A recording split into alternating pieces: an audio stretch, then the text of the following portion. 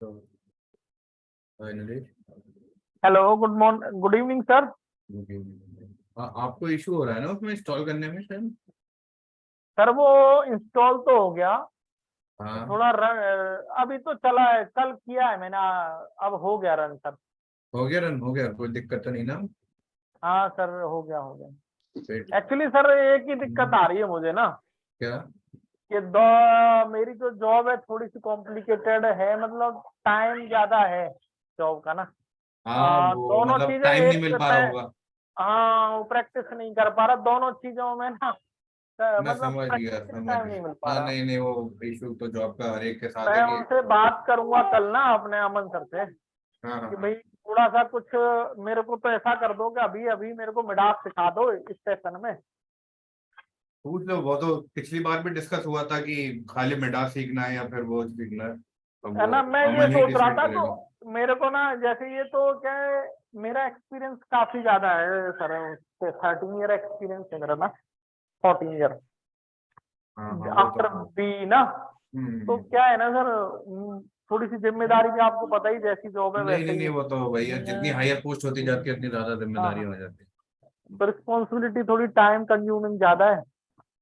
तो है। समझ फिर गया, मैं मैं समझ उनसे गया। सोच रहा हूँ कि भले ही मुझे ज्यादा टाइम लग जाए, इस सेशन में आपके साथ में मिडास कर लेता हूँ, अगले किसी बैच के साथ मेरे को ये करा लेना, टेकना। हाँ, आप उनसे बात कर लिए, कोई इशू नहीं है। हाँ, मैं उनसे कल बात करूंगा कि भाई अभी मैं मिडास मिडास पे कंसंट्रेट कर लेता नींबू हूँ। नींबू वाला है चौक में रहना। शायद अविनाश भी यही कह रहा था पहले भी शायद, हाँ हाँ हाँ, जी कि सर। पहले मिडास कर लें या पहले वो कर लें, एक कोर्स पहले कर लें फिर दूसरा बाद में कर लें। और जी जी बाकी सर। आपका हो गया रवि और ये जो वो इंस्टॉल हो गया मिडास या नहीं हो पाया? मेरा हाँ यस सर, एक्चुअली हो क्या गया है सर। कि मेरा चल क्या रहा जो है सही? आप हेलो, मैंने क्या हाँ। एक्चुअली आपकी वाला नहीं, मेरे पास पुराना मिराज पड़ा था, वो डाउनलोड किया अच्छा, था, तो आपका वो वो पुराना है, 2000, कौन सा वर्जन? वो है मेरा 2021, इसलिए क्रैक बैठा नहीं, मैं वापस डाउनलोड कर रहा हूँ दूसरा क्रैक क्रैक है वर्जन। आपके पास 2021 का? 2021 का क्रैक था मेरे पास, वो क्रैक फाइल डिलीट हो गई, मैंने वापस डाउनलोड की थी। क्या कर रहे हैं, दोबारा से डाउनलोड कर रहे हैं? अभी मैं वापस वापस इंस्टॉल करूंगा उसको, फिर भी दिक्कत है वाप तब आपसे बात करूंगा। अच्छा, वापस अनइंस्टॉल करोगे फिर रीइंस्टॉल करोगे? हाँ, तो दूसरा मतलब ऑनलाइन दूसरा डाउनलोड कर रहा हूँ मैं क्रैक वर्जन। अच्छा, क्रैक तो वर्जन। हाँ, तो 2022 मिल अगर गया आपके मेरे को, तो पास है 2022 से। क्रैक तो आप ग्रुप में भेज सकते हैं, वो कोई ऐसी बात नहीं है। मतलब अगर ऑनलाइन अवेलेबल है उसका लिंक डाल दीजिएगा, और स्टूडेंट्स भी एक्सेस कर लेंगे। मतलब क्या है कि बार बार वो लॉगिन करने के लिए, क्रैक करने के लिए क्रैक फाइल चलाना है, अभी से मैंने अभी ट्राई किया था, तो मेरा हम्म। सिस्टम ही हैंग हो गया, तो मुझे लगा मतलब क्या कर रहा हूँ, अच्छा अच्छा। चक्कर में मैं नया डाउनलोड कर रहा हूँ। नहीं, मैं कह रहा हूँ अगर आपके पास लेटेस्ट वजह से 21 कहाँ से, कौन सी वेबसाइट से कर रहे हो डाउनलोड? इस तो मैंने IT से, मैं था ना, मेरा फ्रेंड था, तो उसके थ्रू डाउनलोड करवाया था मैंने, अच्छा अच्छा मेरे अच्छा पास अच्छा। एक्सेस थी, अभी मैं 2022 डाउनलोड कर रहा हूँ, एक बार क्योंकि डाउनलोड हो आपको जाए पूरा। लेटेस्ट तो मिल जाएगा लेकिन क्रैक तो नहीं मिलता आसानी से। हाँ, वही देखना पड़ेगा, क्रैक वर्जन बता तो रहा है, आप देखो करके देखें तब पता चलेगा काम कर रहा है कि नहीं लेटेस्ट कर तो रहा। मुझे पता है काफी जगह मिल जाएगा, लेकिन वो नहीं मिलता क्रैक। लेटेस्ट तो वही आप डायरेक्ट उसकी यही मिडास की वेबसाइट से डाउनलोड कर लो, कोई दिक्कत नहीं है। लेकिन वो क्रैक नहीं देते हैं। हाँ, वही क्रैक का नहीं मिलता, क्रैक का ही देख रहा हूँ, कोई जुगाड़ मिल जाए पहली बार। चलो, कोई नहीं, कर लो। और अगर किसी को कोई दिक्कत हो तो वो पूछ सकता है, मतलब स्क्रीन शेयर करके मैं फिर देख लूंगा कि क्या करना है क्या नहीं करना, तो उससे चीजें क्लियर हो जाएंगी अगर कभी किसी को दिक्कत आए तो। एक मिनट।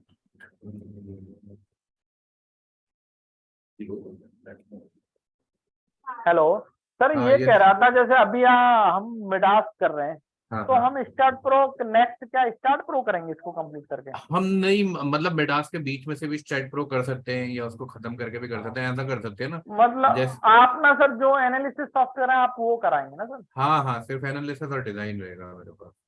तो जैसे आपका स्कोप में तो स्टार्ट हो गया सर, और ये स्टैड मिडास हो और गया, स्टैड और मिडास हो गए। दो आपके स्कोप में हो गए ना। सॉफ्टवेयर से और रिलेटेड और एनालिसिस से रिलेटेड। एनालिसिस और डिजाइन से रिलेटेड जो भी रहेगा। जी जी सर। बाकी शायद अमन ही करता है वो जो है, लेकिन ग्राफों पर काम का है फ्यूचर के लिए अगर आप सीखेंगे तो। हाँ हाँ, ग्राफ ऊपर आप ही कराओगे सर? नहीं, मैं नहीं कराऊंगा, अमन कराएगा। अच्छा वो, अभी नहीं शायद मैं सर, मेरा हाँ। प्लान ऐसा था ना कि इस सेशन में आपके साथ ही जो मतलब ये वाली ट्रेनिंग कंप्लीट कर लेता, मैं थोड़ा टाइम ज्यादा ले लूंगा। कोई और इशू नहीं, वो वो जो आप है ना बात कर टेकला, लीजिएगा कि अगर दिक्कत हो रही है वो तो। किसी अदर बैच के साथ हो जाऊंगा 1 आध महीने बाद जब लगेगा तो। हाँ वही मैं कह रहा हूँ, कोई इतना इशू नहीं है, अगर दिक्कत हो रही है तो आप बात कर हाँ, लीजिएगा। जी सर, जी सर। क्योंकि वो होता है कभी कभार नहीं कर पाते हैं लोग, जी सर। दिक्कत होती है। हाँ, मैं सोच रहा हूँ कुछ ऐसा क्या रिजल्ट ओरिएंटेड हो, कुछ रिजल्ट निकले सर, है ना। बिल्कुल। हम्म, एक मिनट में ओपन कर रहा हूँ। जी सर।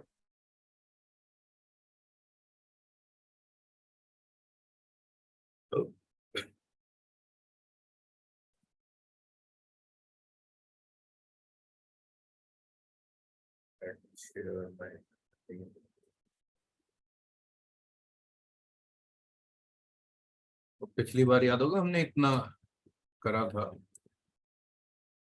कि इसे क्लिक करने से आपको 3D व्यू दिखाई देता है, ये 3D व्यू बटन होता है, और ये इसी से ही लाइन मॉडल।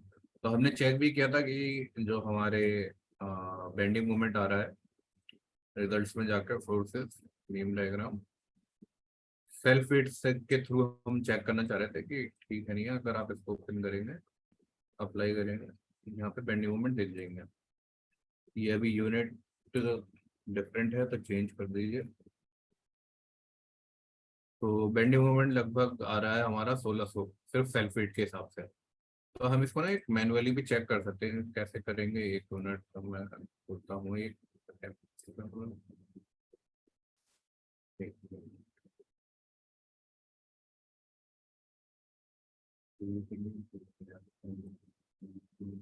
कैलकुलेशन। एक मिनट, तो हम एक बार मैनुअली चेक भी कर लेंगे कि भाई हमारा गर्डर सही, मॉडल हमारा सही बेंडिंग मोमेंट दे भी रहा है नहीं दे रहा। मतलब डायग्राम तो पता चल रहा है कि ठीक है, कोई इशू नहीं है, लेकिन क्या ये डायग्राम की वैल्यू भी एक्यूरेट है नहीं है, तो ये भी हमें देखना चाहिए हमेशा। वरना हमारा हमारी मॉडलिंग तो सही हो सकती है, क्या पता हम कुछ गलत प्रॉपर्टी ले रहे हो या गलत कोई और चीज ले रहे हो, तो उससे सही रहता है सारी चीजें पहले अगर हम चेक कर लें। अब जैसे मैं ड्राइंग खोलूँ, ड्राइंग,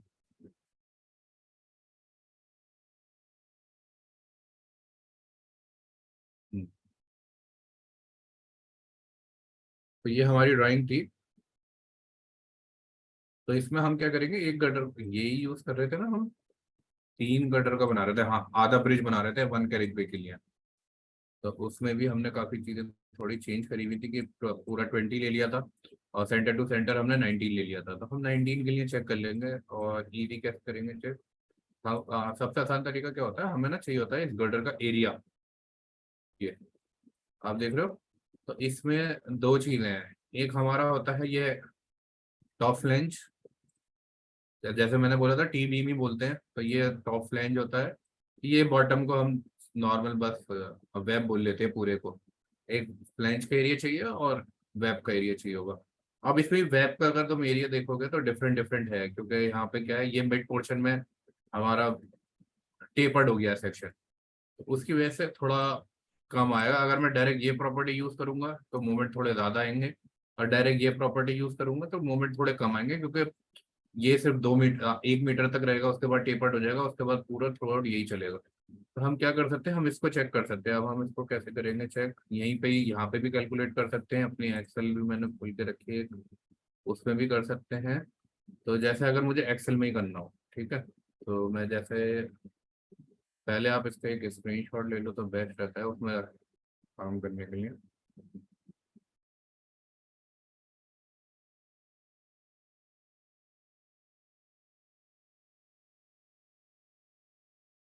अब जैसे मैंने ये निकाला, यहाँ पेस्ट किया, अब मुझे एरिया ऑफ गर्डर निकालना है। एरिया ऑफ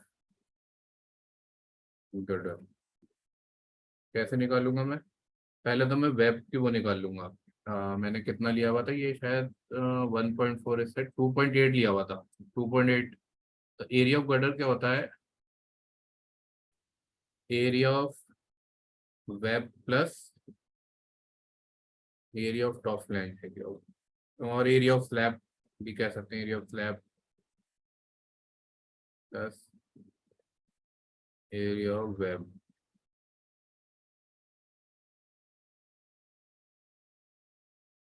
तो यहाँ पे हम लिख देंगे एरिया ऑफ स्लैब। अब यहाँ पे हम अपना एरिया निकालेंगे, यहाँ निकाल सकते हैं। अब स्लैब की हमारे पास वो कितनी है, विड्थ है हमारे पास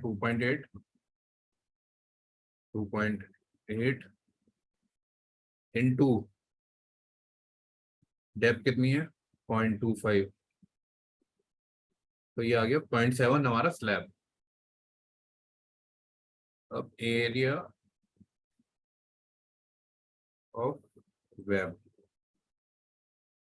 अब वेब का जो एरिया निकालना है आपको, आपको ये देखना है यहाँ पे काफी सारे डिफरेंट डायमेंशन है, एक 625 है, एक 325 है, और आप देखो थ्रू आउट भी सेम नहीं है। तो हम क्या करते हैं ज्यादातर, जो अगर आपको मैनुअली इजी आसान तरीके से करना है, इन दोनों का एवरेज ले लो कि 325 प्लस 625 हमें क्या देगा, उन दोनों का फिर हम एवरेज ले लेंगे। 325 plus 625 950 divide by 2 we will take 475। तो यहाँ पे हम लिखेंगे 0.475 इंटू डेप्थ कितनी बच रही है हमारी 1.8 में से हमने माइनस कर दिया 0.25, तो 1.55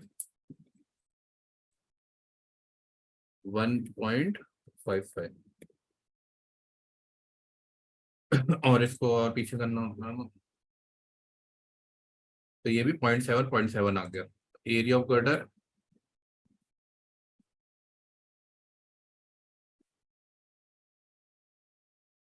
equal to 0.7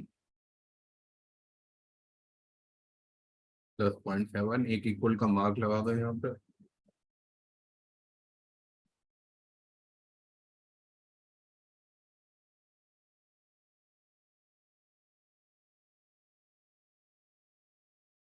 Why not taking example?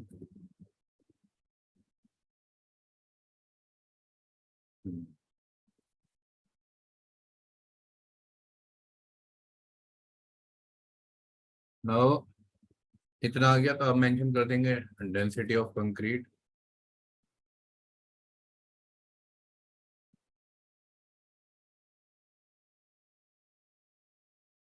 वो कितनी रहेगी हमारे पास 25 किलो न्यूटन, इसको यहाँ लिख दो किलो न्यूटन पर मीटर क्यूब, और ये किसमें हमारा मीटर स्क्वायर मीटर स्क्वायर। तो ऐसे करके आप यूनिट भी लिख सकते हैं उनकी। अब डेंसिटी आ गई, हमारा स्पैन कितना है, span bearing to bearing, 20 bearing to bearing आएगा 19, जो टोटल स्पैन है वो है हमारा 20, तो ये लिख देंगे 19 टोटल स्पैन। मतलब ऐसे करके आप अपनी रिपोर्ट भी बना सकते हो, मतलब ऐसे यही सब चीजें चाहिए होती हैं। अब इसी में थोड़ा एडजस्ट करना होता है, तो हम नई रो डाल सकते हैं, पुरानी रो के नीचे ऊपर नीचे, वो सब चीजें करते रहते हैं। मीटर नो, जब इतनी इंफॉर्मेशन आ जाती है, हमारा वेट कैसे निकलेगा, उसका बेंडिंग मोमेंट कैसे निकलेगा, डेंसिटी इंटू एरिया, वो आ जाएगा हमारा डब्ल्यू, यूनिट पर लेंथ हमारा वेट आ जाएगा, मतलब इतना लोड उस पर अप्लाई हो रहा है। तो यहाँ से अगर मैं करूँ load due to beam, beam और गर्डर,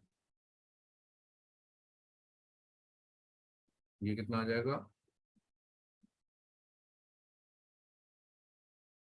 25 इंटू 1.4, तो मेरा ये इतना लोड अप्लाई हो रहा है। अब सिंपल फॉर्मूला, तो what will the bending moment, highest bending moment, bending moment at L/2.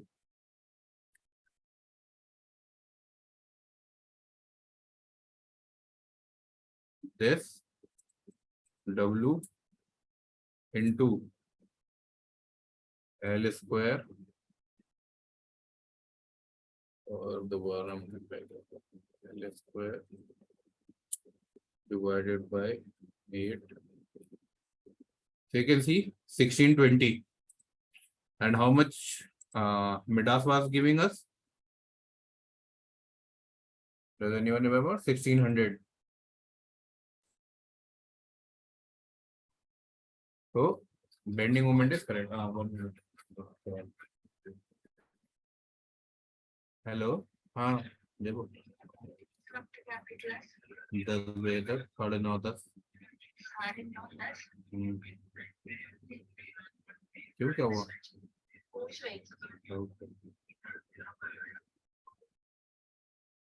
तो अब हमारा आ गया 1620, क्योंकि हमने इसमें एवरेज लिया था। ये थोड़ा वो होता है क्विकेस्ट मेथड, एक्यूरेट एरिया निकालने में टाइम लगता या कुछ वो होता थोड़ा सा। अब आप देखो हमारा इसमें कितना आ रहा है, 1600, 1597, 1576। तो 20 किलोन्यूटन का फर्क है, वो कोई मायने नहीं रखता जब हम 1600 की बात कर रहे हैं। तो इससे ये पता चलता है कि हमने प्रॉपर्टीज भी सही यूज करी हुई है और हमने बाकी चीजें भी सही लगाई हुई, हमारी बाउंड्री कंडीशन भी ठीक है। तो अब हम बाकी लोड्स को अप्लाई कर सकते हैं और आगे बढ़ सकते हैं। तो ये होता है इनिशियल चेक कि आप भाई अपना कोई भी मॉडल करें, कोई सभी, ये तो सिर्फ मैं आपको ब्रिज का बता रहा हूँ, आप कोई भी मॉडल करें, बिल्डिंग करें, बीम करें, कलवर्ट करें, जो चाहे, मतलब आप डिजाइन कर रहे हो या वो कर रहे हो। तो ये आता है किलो न्यूटन पर मीटर, और ये कितना आता है किलो न्यूटन मीटर।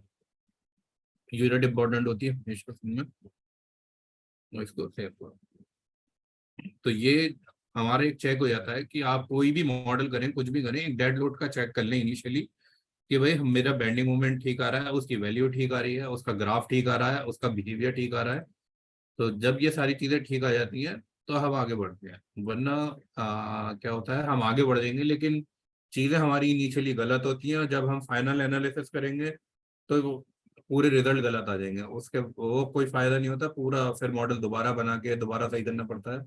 मिडास में कुछ ड्रॉबैक्स भी हैं कि कभी कभार वो अ, सही से हो नहीं पाता, अगर आप चेंज करना चाहोगे एरर आ जाते हैं या कुछ क्रैश हो जाता है। बाकी वरना फिर दोबारा से मॉडल करना पड़ जाता है, तो वो काफी दिक्कत होती है। As compare to the STAAD में चेंज करना काफी आसान होता है as compare to the Midas.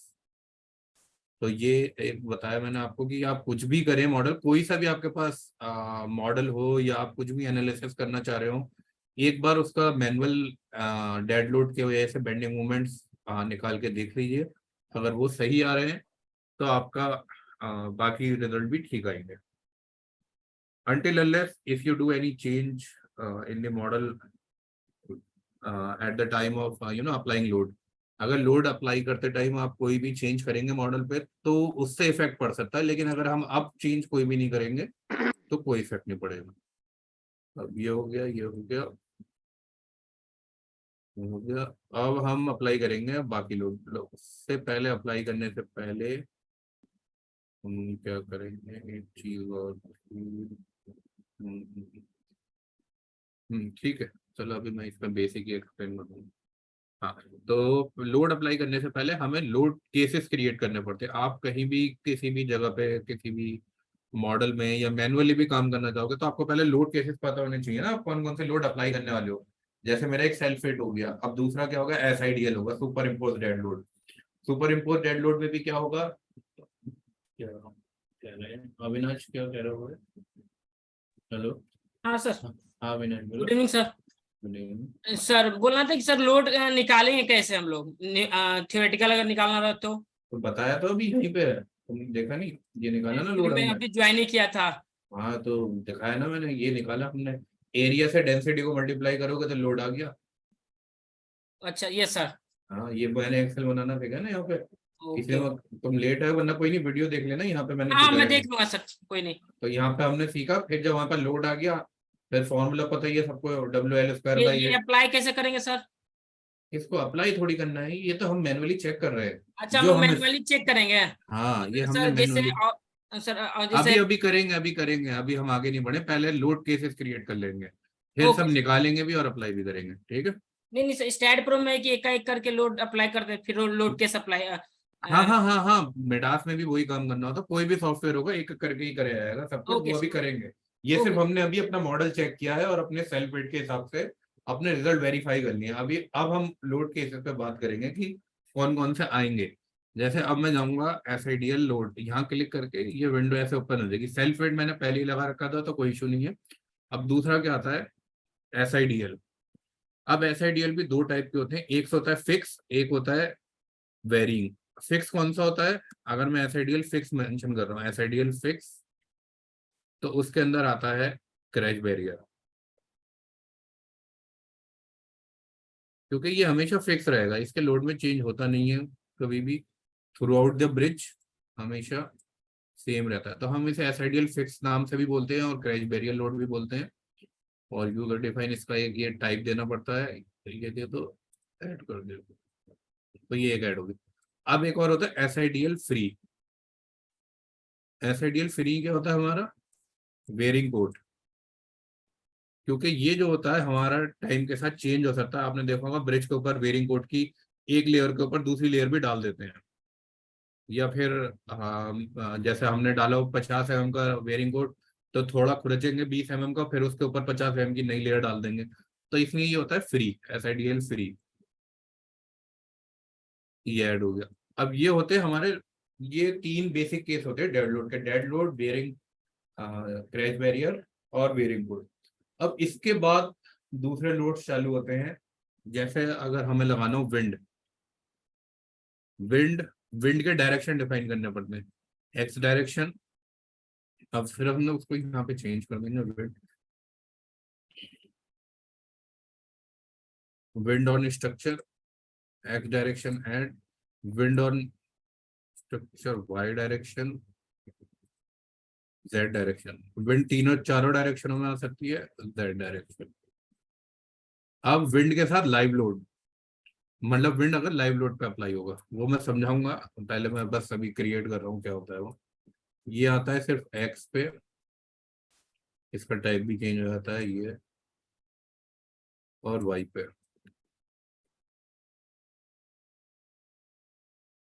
ये हो गए विंड। इसके बाद आते हैं हमारे यूनिफॉर्म टेम्परेचर। यूनिफॉर्म, यूनिफॉर्म मतलब थ्रू आउट पूरे सीजन सेम रहेगा। इस पर क्लिक करके uniform temperature rise, uniform temperature fall. एक और, अब दूसरा एक और टेम्परेचर का केस आता है, उसको क्या कहते हैं, टेम्परेचर ग्रेडियंट, राइट। ये अलग उससे होगा given TGP add temperature gradient fall. वैसे तो अगर आपको सुपर स्ट्रक्चर डिजाइन करना है या कुछ भी करना है तो डेड लोड और टेम्परेचर लोड काफी होते हैं। विंड कोई इतना ज्यादा इफेक्ट नहीं करेगी, लेकिन बस बता दे रहा हूँ कैसे क्या होगा। और इसके बाद हमारा बचता है एक seismic, seismic X, seismic earthquake.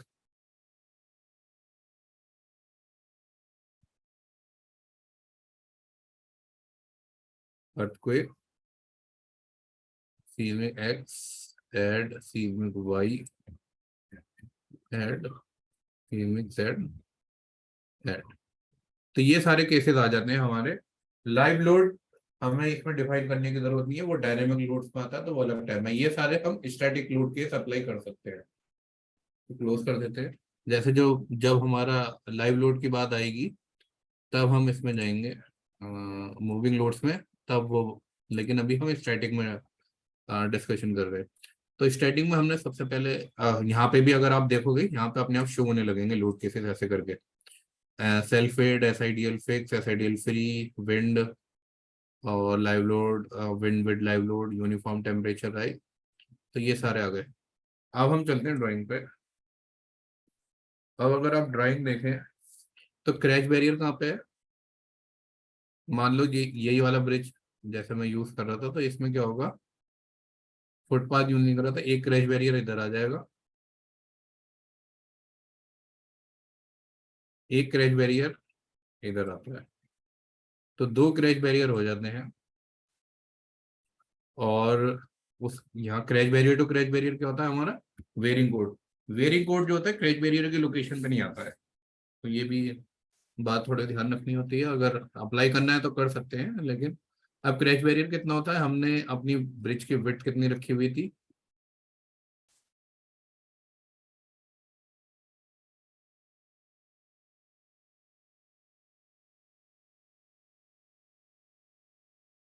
8.4। तो क्रैश बैरियर जो आएगा हमारा वो आएगा 0.45 और 0.45 बोथ साइड से, क्योंकि 7.5 की हमारी क्लियर कैरेज वे विड्थ है। तो अब हमें क्या करेंगे, हम नोट क्रिएट कर लेंगे इसको अप्लाई करने के लिए। कैसे, इधर से ये नोट को कॉपी करेंगे,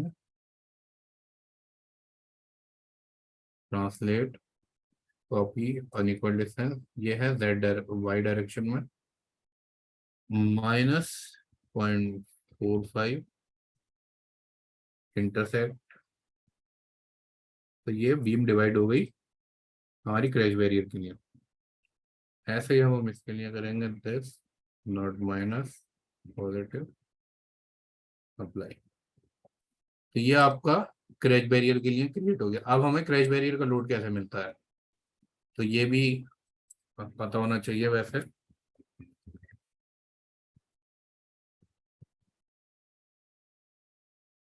तो क्रैश बैरियर जो होता है, अब आप ये जो देखते हो, इसको भी मैं पेस्ट करा देता हूँ कहीं पे बड़ा सा अगर बना हुआ। चलो यहीं से पेस्ट करा लेते हैं।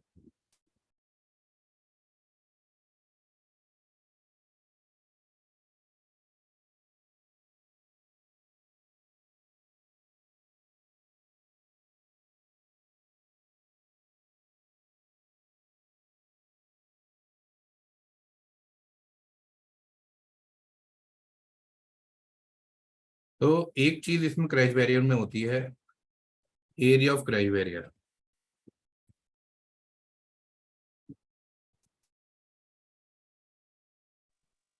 सर हमने ये ड्राइंग किस सॉफ्टवेयर में खोल रखी है जिसमें से हम लोग ये ले रहे हैं डिटेल्स? अरे यार वो तो एडोब है डायरेक्टली, वो तो बनी भी है ड्राइंग। अच्छा अच्छा, एड ऑन। हाँ वो तो ड्राइंग तो ब्रिज तो बन चुका है यार, वो तो पुरानी ड्राइंग है। हाँ, एड ऑन में खोल रखा है हमने ना। एडोब नहीं है वैसे तो, मेरा दूसरा है शायद।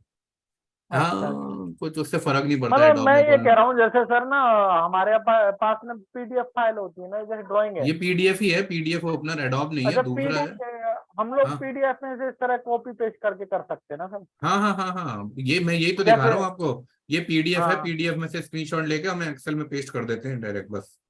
अच्छा ऐसे ही स्क्रीन रिपोर्ट शॉट लिया बनाते और हैं, मैं आपको यही तरीका दिखा रहा हूँ, हम ऐसे ही काम करते हैं सारे।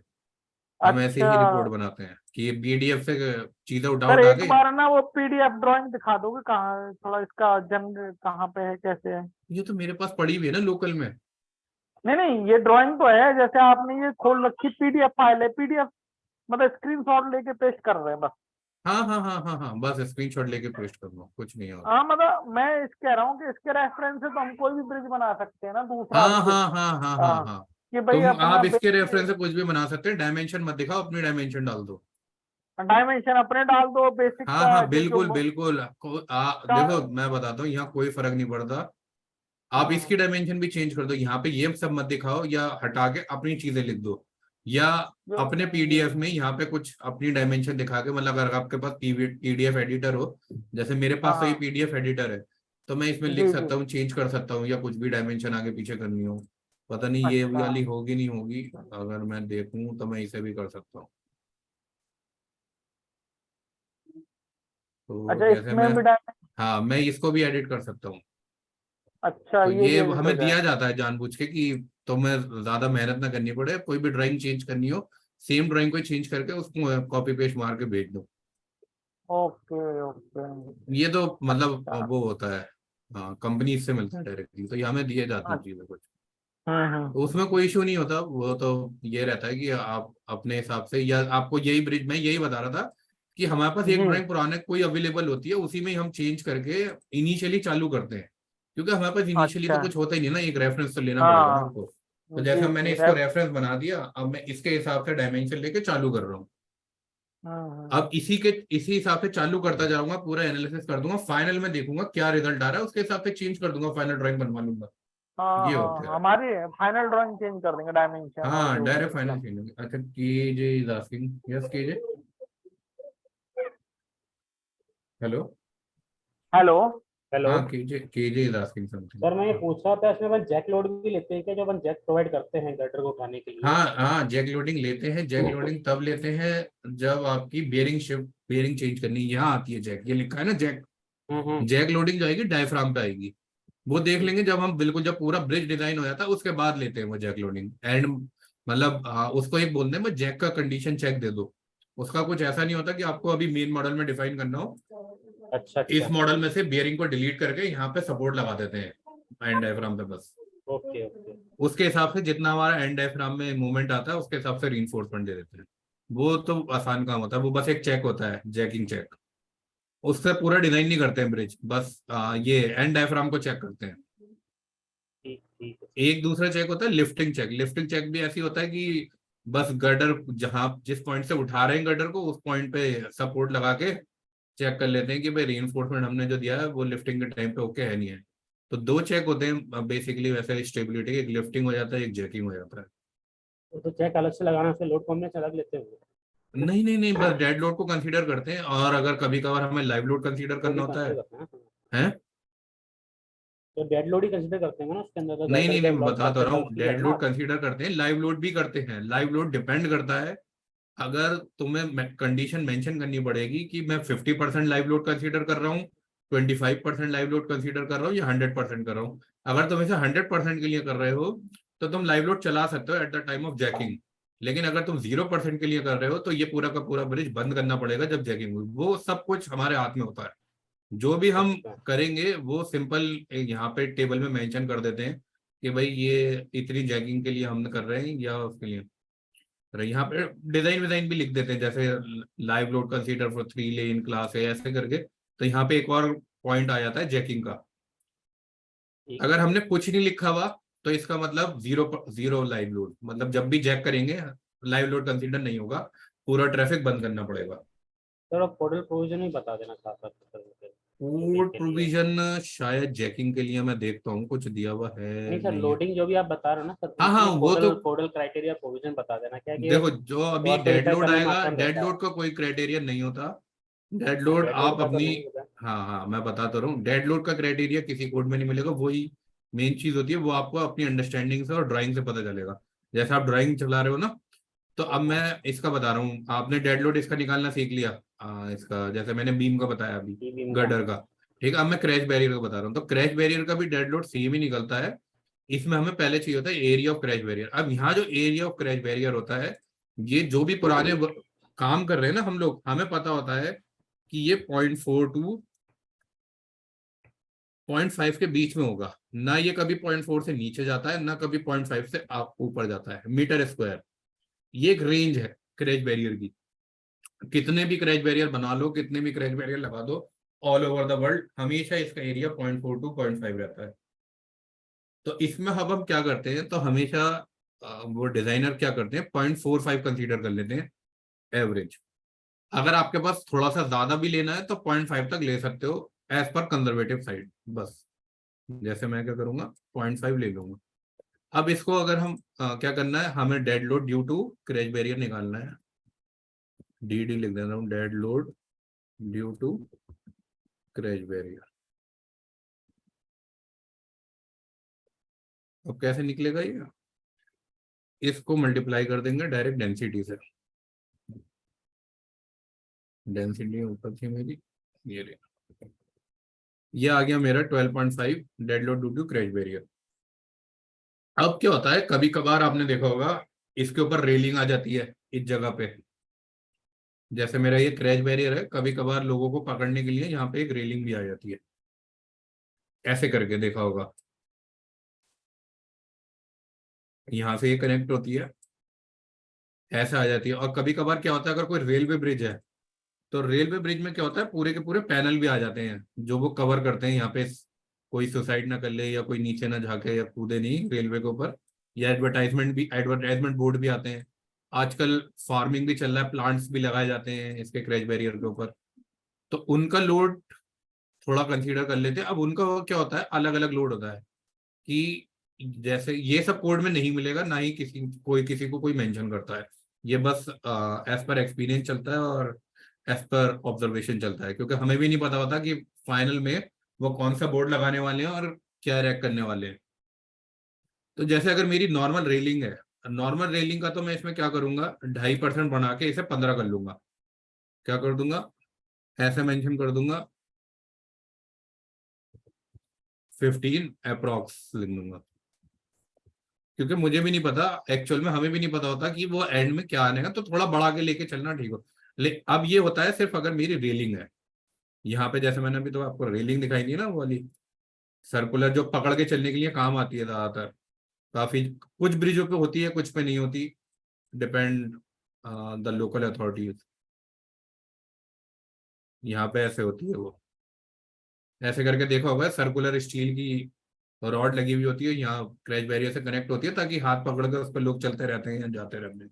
तो एक छोटी सी हैंड रेल बोलते हैं उसे सर हैंड ना? रेल, हाँ हैंड रेल होती है, जी जी तो सर। वो काम आ जाती, वो कहीं भी होती है कभी नहीं होती, डिपेंड होता। और जो ये होते हैं एडवर्टाइजमेंट बोर्ड या शीट, अब इनकी जो लोडिंग होती है, जो हम एज पर एक्सपीरियंस ले लेते हैं या कर लेते हैं हैंड वो रेल सर वही होती है जहाँ फुटपाथ होता है साथ में ना? हाँ, तो यहाँ पे फुटपाथ है ना, जैसे यहाँ आ जाएगी हैंड रेल, हाँ, जी सर जी सर। यहाँ पे एक रेलिंग आएगी और यहाँ पे भी हैंडल आ जाती है। अब इसके ऊपर अगर तुम्हें, जैसे ये रेलवे के ऊपर चल रहा हो ब्रिज, तो इसका भी लोड आ जाता है, वो अलग आ जाता है, वो आता है 5 से 8 किलो न्यूटन पर मीटर के हिसाब से। तो अगर आपको ज्यादा लेना हो तो हैंडल को हटा के यहाँ पे क्या करते हैं, जैसे 12.5 है, इस पे मैं 6 ऐड कर, करीब ये 20 ले लेता हूँ, तब ये आता है मेरा with supporting structure, like advertisement के लिए या शीटिंग के लिए, कहीं पे भी ये बड़े बड़े बैरियर लगाए, या साउंड बैरियर, आजकल साउंड बैरियर भी यूज हो रहे हैं ब्रिजेस में, तो वो बैरियर का लोड हम यहाँ पे अज्यूम करते हैं, क्योंकि हमारे पास एक्चुअल में नहीं पता होता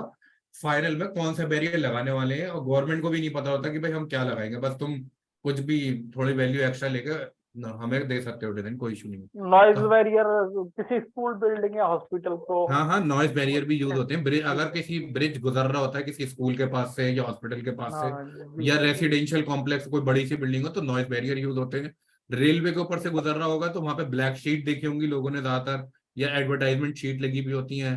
और जैसे अभी न्यू दिल्ली में काफी ब्रिजेस हैं जिसके ऊपर प्लांटेशन भी हो रही है काफी, वो जो वायर फेंसिंग कर देते हैं हाँ जिससे कोई फेंसिंग सुसाइड करके उसके वगैरह ना ऊपर हो। ये प्लांट बोलते हैं, ये जो डायरेक्ट बेल वाले प्लांट जो यूज होते हैं, तो वो भी आजकल बहुत कॉमन हो गई है।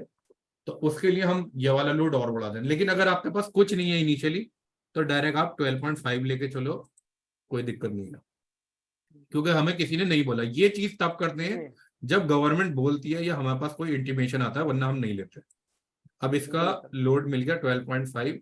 अब ये हमें जो अप्लाई करना है, अप्लाई ऑन मिडास, ये करना वाला है, तो हमें अप्लाई जो करना है ये करना है 0.45 मीटर पे, 0.45 मीटर लेंथ, तो इसको मल्टीप्लाई कर देंगे डायरेक्ट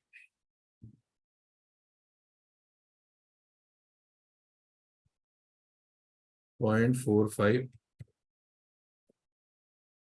लेकिन अभी भी एक्यूरेट नहीं, अभी भी एप्लीकेशन है। अब हमें देखनी पड़ेगी स्पेसिंग हमारे, जो हमने ये क्रिएट करी है। अगर हम इनकी स्पेसिंग देखेंगे,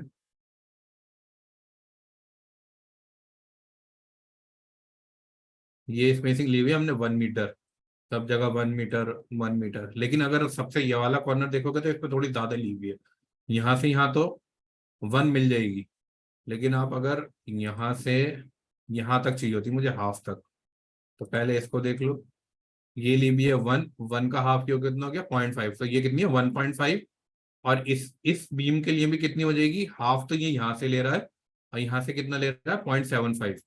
हाँ 0.75 ये इधर से ले रहा है, जैसे आप इसको कैलकुलेट कर रहे हो ये आ रहा है 1.5, सो 0.75 इस पे जा रहा है, 0.75 इस पे जा रहा है, तो 1.25 आ रहा है। तो इस पे दो टाइप से हम लोड लगा सकते हैं, इन दो पे अलग आएगा, बाकी सब पे सेम आ जाएगा। तो अगर आपको उसको निकालना है तो load on and transverse beam वो कितना आ जाएगा हमारा, इसको मल्टीप्लाई करके 1.25 ये अप्लाई होगा। और जो फॉर मिडिल बीम, या आप ऐसे भी लिख सकते हो load on other transverse beam, और इसको डायरेक्ट यही लिख दो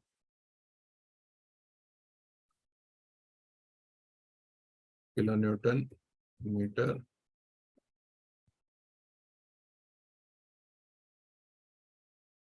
ये कितना हो गया था, kilo newton metre square,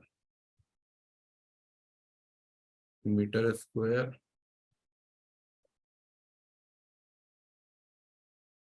kilo Newton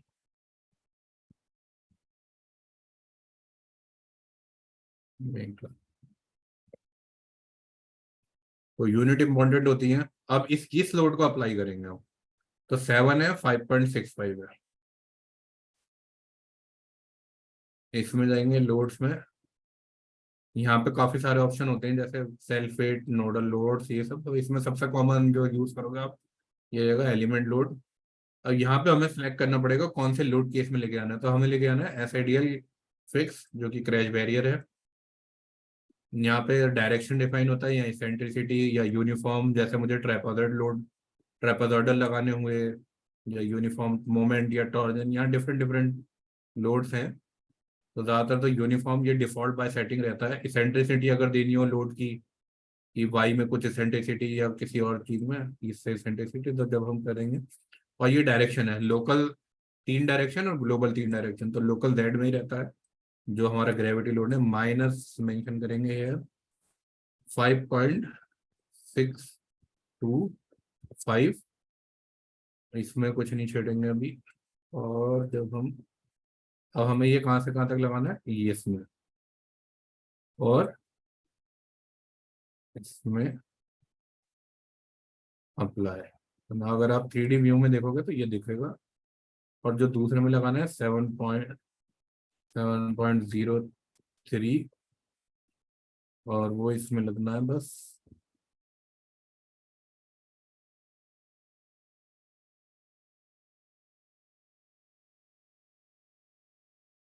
हम देखोगे तो ये लोड अप्लाई हो गया। अब इसकी अगर वैल्यू देखनी हो तो यहाँ आके इस पे क्लिक करके डिस्प्ले ऑप्शन पे क्लिक करेंगे तो वैल्यूज दिख जाएंगी। अनडिस्प्ले पे कर देंगे तो ये हाइड हो जाएगा। अब वापस इस लोड में आएंगे। अब दूसरा लोड कौन सा अप्लाई करना है हमें, SIDL फ्री। तो यहाँ आएंगे अपनी एक्सेल में, ये अप्लाई हो गया। अब मैंने अभी इसको थोड़ा अच्छे से सजाया नहीं है, वरना हमें ये थोड़ी चीजें खूबसूरत दिखानी होती हैं बस। Load due to wearing coat. अब सबसे पहले वेरिंग कोड का अगर लोड डिफाइन कर रहा है तो डेंसिटी डिफाइन करो, डेंसिटी ऑफ वेरिंग कोड। अब डेंसिटी कितनी होती है इसकी, 22 किलो न्यूटन पर मीटर क्यूब। अब हम थिकनेस, अब ये चीज होती है यहाँ पे मेन, WC थिकनेस। अब ये जो थिकनेस होती है ये आपको देगा हाईवे इंजीनियर कि भाई WC तुम 60 ले लो, 50 ले लो, 100 ले लो। ज्यादातर हमेशा WC की थिकनेस जो दी जाती है वो एक हाईवे इंजीनियर देता है, क्योंकि वो अपने हिसाब से पेवमेंट डिजाइन करता हुआ आ रहा होता है कि इतनी देनी है इतनी देनी है इस लोकेशन में। जनरली जो रहती है 0.6 to 100 mm, 60 mm to 100 mm के बीच में रहती है, अनटिल अनलेस कोई स्पेशल प्रोविजन ना है। तो हम यहाँ पे 0.1 ले लेते हैं अभी, थोड़ी हाई ठीक रहती है वेरिंग कोड की थिकनेस। अब load due to wearing coat कितना आ जाएगा, दिस मल्टीप्लाई बाय दिस,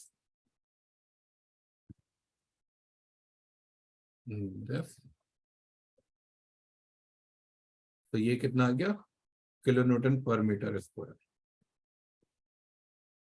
और ये कितना था, मीटर। अब ऐसे ही हमें डिफाइन करना पड़ेगा load on and transfer beam, और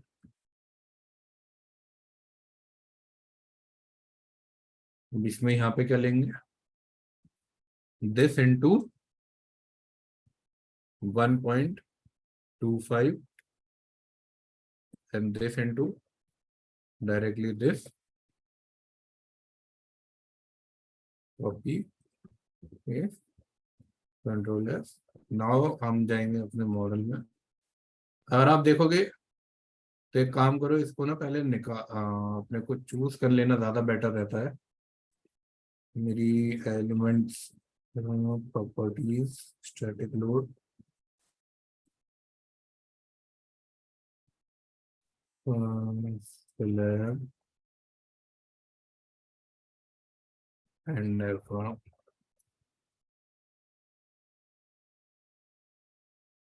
click this। तो अब हमें डायरेक्ट हमें अपने काम की चीज मिल गई। अब इसमें भी क्या चाहिए हमें, ये क्रैश बैरियर तो चाहिए ही नहीं, तो हमें सिर्फ इतना इतना चाहिए, बस इतने पे अप्लाई होना है। तो पहले जाएंगे loading element, here already there -2.2 this,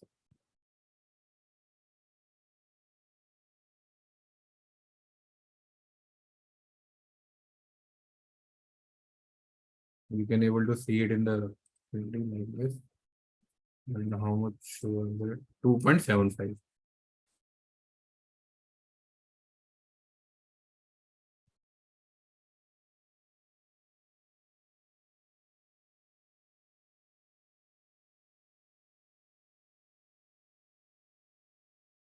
So we have applied bearing load. So these three will be your basic load, dead load, in which they should be applied according to your understanding and according to your drawing, highway data and all. You will not find anything as per the code for these load. So now when we go into the next load like wind, so then we will go into the codes. अब अगला हमको जो load define कर रहे हैं वो कह रहे हैं wind direction, wind in x direction. क्योंकि आप सुपर स्ट्रक्चर अगर तुम्हें डिजाइन करना है, विंड की जरूरत नहीं पड़ती है, टेम्परेचर की पड़ सकती है थोड़ी। अगर स्ट्रेसिस है जैसे पीसीएससी है, आरसीसी में तो सिर्फ हमारे डेड लोड चाहिए होता है, लाइव लोड चाहिए होता है, बस काफी होता है सुपर स्ट्रक्चर के लिए। लेकिन जब मैं अगर सब स्ट्रक्चर फाउंडेशन करूंगा डिजाइन, उसके लिए मेरा सारे लोड इंपॉर्टेंट है, विंड भी इंपॉर्टेंट है, सीज्मिक भी इंपॉर्टेंट है, मेरा टेम्परेचर भी इंपॉर्टेंट है। क्योंकि फिर उसमें ये होता है कि अगर कोई विंड फोर्स अप्लाई हो रही है सुपर स्ट्रक्चर पे, तो वो ट्रांसफर होती है मेरी फुटिंग्स के ऊपर। लेकिन अभी जो अप्लाई हो रही है अभी कोई दिक्कत नहीं होती, क्योंकि बस मैं सिखा देता हूँ, क्योंकि वो भी इंपॉर्टेंट होता है कैसे मैनुअली पहले अप्लाई करेंगे। लेकिन अगर आप डिजाइन कर रहे हो तो उसमें रिक्वायरमेंट नहीं होती, कंसीडर कर रहे हो तो भी कोई दिक्कत नहीं है, अच्छा ही है। क्योंकि एक्चुअली में तो हवा तो चलती है और टेम्परेचर चेंज होता ही है। कोड खोल लेना।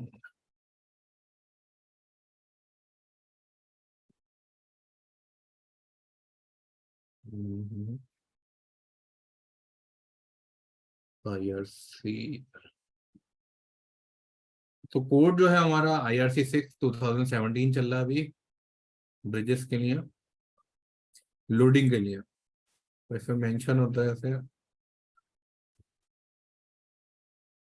IRC 6 loaded combination 7 division 2017। तो इसमें मेनू भी दिया हुआ, अगर किसी को इसका थ्रू पढ़ना हो, डेड लोड, लाइव लोड, ऐसे करके। अब अगर इसमें देखोगे तो सबसे पहले तो ज्यादातर ये लाइव लोड से ही चालू होता है, डेड लोड सिर्फ डेंसिटी मेंशन कर रहे हैं अपनी। तो हमारे पास इतनी नहीं आती है ये सब चीज़ें। डेंसिटी मेंशन करिए। अर्थ को देख रहे हो तो यहाँ पे कॉम्पैक्टेड 20 की ली हुई है, सैंड की अलग होगी, वाटर की 10 होगी, कास्ट आयरन, स्टील आयरन, सबकी अलग अलग मिल जाएगी। कंक्रीट की अगर आप देख रहेंगे, concrete semi plain, concrete cement plain with plums, everyone है 25, सिर्फ इसकी 1.9 है। तो ये यहाँ पे डेंसिटी, फिर लाइव लोड का चालू होता है, लेकिन अभी हमें डिस्कस करना है विंड लोड्स के बारे में। तो विंड लोड थोड़ा नीचे है, ये सारे लोड अप्लाई करेंगे हम। हाँ, एक और रह गया लोड, जब करेंगे तो बताऊंगा। आएंगे इम्पैक्ट इम्पैक्ट सब होगा। ये विंड लोड का है। तो विंड लोड का जो क्लॉक चालू होता है 209 है, तो क्लॉक है normal span bridges build up to 1.5। Span length क्या हुआ, मेरा सेंटर टू सेंटर डिस्टेंस अगर 150 मीटर तक है तो मैं ये कोड अप्लाई कर सकता हूँ, और टीआर हाइट मेरी, मतलब कोड नहीं, ये वाले क्लॉज है। अगर इससे ज्यादा होगा, या cable strip bridge, suspension bridge या कुछ और होता है, तो उसके लिए क्या करते हैं, विंड टनल टेस्टिंग होती है, वो ज्यादातर विंड एनालिसिस वाले करते हैं, इंजीनियर। लेकिन हम फिर भी लोड ये वाले अप्लाई करते हैं और चेक करते हैं। विंड टनल टेस्टिंग अलग से होता है सिमुलेशन, जिसमें विंड की वजह से कोई रेजोनेंस तो नहीं हो रहा, वो चेक कराया जाता है। तो ये तो सब दिया हुआ है, लेकिन अब इसमें क्या होता है, एक तो ये हमारे पास ये टेबल गिवन होती है, ये आर्ली विंड स्पीड होती है और विंड प्रेशर होते हैं। जैसे मेरी ये प्लेन टेरेन है और टेरेन विद ऑब्स्ट्रक्शन है। इसमें क्या है, जैसे मेरी VZ 27 है, तो PZ जो होगी वो 463 हो जाता है। तो इसका भी यूज पड़ेगा हमें अपनी PZ निकालने के लिए। ये हाइट होती है, जहाँ पे हम जैसे ब्रिजेस की height 100 metre, 10 metre, 20 metre, 30 metre, जैसे जैसे होगी, तो ये ऐसे बढ़ता चला जाता है। टेरेन विद ऑब्स्ट्रक्शन का मतलब हुआ, जैसे सिटी के अंदर ब्रिज बनना है। पहले प्लेन टेरेन का क्या मतलब हुआ, जहाँ पे कोई बिल्डिंग बिल्डिंग नहीं है, जैसे गांवों से ब्रिज निकल रहा हो, या हिली हिली एरियाज में ब्रिज बना रहे हैं, तो वो सब होता है प्लेन टेरेन हो गई। या किसी और कहीं समुंदर वमुंदर पे बनाना, तो वो सारी प्लेन टेरेन आती है, या रिवर पे। ये सिर्फ सिटीज के अंदर आता है, जहाँ पर रिस्ट्रिक्शन होती है कि हवा थोड़ी रुक कर आएगी, बिल्डिंग उसे काट देगी हवा को, इसलिए इसको ये कहते हैं। अब ये हो गया, ये हो गया।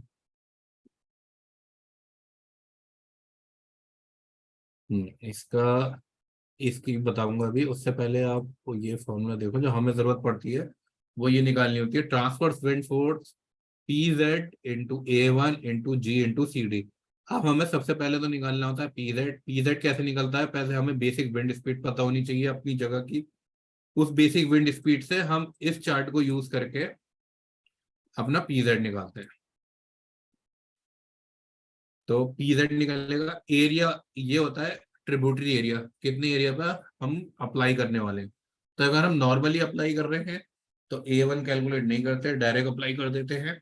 वरना अगर हम किसी एरिया पे अप्लाई करने वाले हैं, जैसे बिल्डिंग्स में होता है, अगर किसी ने PEB पे काम किया होगा, उसमें ट्रिब्यूटरी एरिया कैलकुलेट करना पड़ता है। दूसरा होता है G और CD। G होता है गस्ट फैक्टर, डायरेक्ट 2 होता है। अगर आप देखें gust factor taken as 2, and CD होता है ड्रैग कोफिशिएंट, जो कि B और D के रेशियो पे डिपेंड करता है।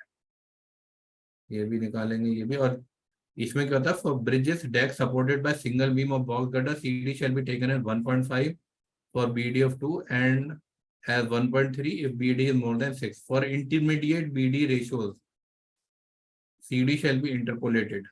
अगर इससे आसपास आएगा तो बीच में आएगा तो इंटरपोलेट कर। For deck supported bye 2 or more beams of box or box cutter where the ratio of clear span of beam of boxes through the depth does not exceed 7, then CD for combined structure shall be taken at 1.5 for a single frame. For the deck supported by single plane girder, it shall be taken as 2.2। अगर single plate girder है, जैसे steel plate girder होता है, तो उसमें लिखा हुआ है when the deck is supported 2 or more plate girder। और अगर ट्रस ब्रिज है तो एनेक्सर C में दिया हुआ है। अगर और कुछ स्ट्रक्चर है तो उसमें विंड टनल टाइप्स के थ्रू सीडी मिलता है। और जो लॉन्गिट्यूडनल फोर्स होती है on bridge superstructure FL shell be taken है 25% and 50% of transfer wind load as calculated this for beam be this gutter, और ट्रस गटर के लिए होती है 50%, बाकी सब गटर के लिए होती है 25%। तो यहाँ पे दिखाता हूँ, एक विंड का टैब है थोड़ा सा बना हुआ, जैसे ये है मेरे पास। अब विंड लोडिंग में क्या होता है, ये वही टेबल है जो ये दिखाई हुई थी, जस्ट वैल्यू पुट करी हुई है, क्योंकि वरना अगर तुम अपने हाथ से डालने बैठोगे तो बहुत टाइम लग जाएगा, या नहीं भी डालोगे या कोई और वैल्यू चली हो, यही टेबल है। अब सबसे पहला काम होता है हमारा पहले डिसाइड करना कि कौन से रीजन में है। जैसे अगर मैंने लिख दिया दिल्ली रीजन, तो दिल्ली रीजन की एक अपनी बेसिक विंड स्पीड होती है, वो इस चार्ट में गिवन है। ये अगर आप रीड करोगे, जैसे जोन डिवाइडेड है pink, yellow, green, yellow, blue, red, तो पिंक की सबसे ज्यादा होती है, वो होती है 55, और फिर होती है रेड की 50, फिर होती है ग्रीन की 47। तो दिल्ली रीजन में अब अगर आप देखोगे सबसे ऊपर जो है हमारा ये पिंक होता है, जो कि लद्दाख रीजन है, यहाँ पे 56 रहती है। अब उसके नीचे आते हैं जो कश्मीर रीजन है, उसमें इतनी ज्यादा नहीं है, लेकिन उसके नीचे जब आ जाते हैं ग्रीन में, तो ग्रीन में हमारी 47 है। और जो रेड है हमारी, ये कोस्टल साइड है, यहाँ पे उड़ीसा की साइड, वेस्ट बंगाल की साइड, या हमारा रन ऑफ कच्छ या गुजरात की साइड। मुंबई रीजन में काफी कम रहती है, 44 होती है। ये भी चार्ट अपडेट हुआ है, इससे पहले काफी कम होती थी, 47 45 होती थी, 44 41 होती थी। ये दोबारा अपडेट हुआ है 2015 में, वरना अगर आप इससे पहले का ग्राफ देखोगे तो उसमें विंड स्पीड अलग है, सारी विंड स्पीड दी हुई है। तो हम, जैसे मैंने अज्यूम कर लिया मैं दिल्ली ब्रिज बना रहा हूँ दिल्ली में, तो दिल्ली के लिए जो हमारा विंड स्पीड है वो हो गई 47। तो सबसे पहले मेंशन कर देंगे बेसिक विंड स्पीड 47। अब यहाँ पे मेंशन करना होगा प्लेन टेरेन रखें या फिर हम रखें ऑब्स्ट्रक्टिव। अगर मैं दिल्ली से थोड़ा बाहर ब्रिज बना रहा हूँ, जैसे दिल्ली का आउटस्कर्ट में, कि दिल्ली एनसीआर को कनेक्ट कर रहा है, या नोएडा जा रहा है, या गाजियाबाद है, तो मैम हम मान सकते हो बिल्डिंगें कम है, थोड़ा जंगल ज्यादा है, तो उसको हम बोल लेंगे प्लेन। तो प्लेन टेरेन में जो है हमें ये वाली फिर यूज करना पड़ेगा। अब यहाँ पे एक और चीज आती है, height of pier plus pier cap. ये चीज जो होती है ये आप डिसाइड करोगे अपनी ड्राइंग के हिसाब से। जैसे ये क्या पूछा है कि यहाँ पे मैं इस कॉलम को बढ़ा दूं पूरा, एक्चुअली में यहाँ बढ़ गया, ये यहाँ हो गया, और यहाँ पे अब फुटिंग आ जाए, जैसे ये फुटिंग आ गई, ये फुटिंग आ गई। अब यहाँ पे मेरी वो आ जाएगी सॉइल लेयर, यहाँ आ गई सॉइल लेयर। तो अब अगर मेरे पास इसका लेवल पता है, RL road level, existing road level ERL, तो मैं यहाँ से अपने जो कि मुझे वो मिला हुआ है न्यू RL फॉर्मेशन लेवल जो मिला हुआ है, FRL जो मिला हुआ है, उससे माइनस कर करके मैं अपनी height of pier cap and pier निकाल सकता हूँ। लेकिन एक कंडीशन और होती है कोर्ट की, कि जो ये मिनिमम डिस्टेंस है 100 feet of deck between this road level should always be more than 5.5, otherwise heavy vehicle should not cross it. यहाँ पे हमें वार्निंग लगानी पड़ती है, और वार्निंग गैंट्रीज लगानी पड़ती है अगर 5.5 से ज्यादा हमारी हाइट हो गई ट्रेलर की या किसी भी चीज की। अगर नहीं है तो कोई दिक्कत नहीं है, आप कितने भी चलाओ, फिर जो रिस्ट्रिक्शन इतनी है। तो अब इसमें हम क्या करते हैं, जैसे 6 मीटर हम अज्यूम कर लेते हैं कि मेरी height of pier plus pier cap है, 500 mm ज्यादा जो कि हमें दी हुई है एज पर कोड। यहाँ पे लिखा है height of pier plus pier cap 6 metre assume कर लिया। Height of bearing plus pedestal, ये भी हमारे पास अज्यूम में होता है 0.5 की जगह 0.4 भी ले सकते हैं। अब height of girder plus slab, यही है height of girder plus slab 1.8, 1.8। Height of crash barrier 1.5 ले लो, 1.2 ले लो, कोई नहीं, 1.5 ले लें आप, तो इसमें इशू नहीं है। CG of superstructure above ground, अब ये जो होगा, ये एक सुपरस्ट्रक्चर की सीजी निकाल के और उसको ग्राउंड से कंपेयर कराएगा। अब ये एक फॉर्मूला होता है,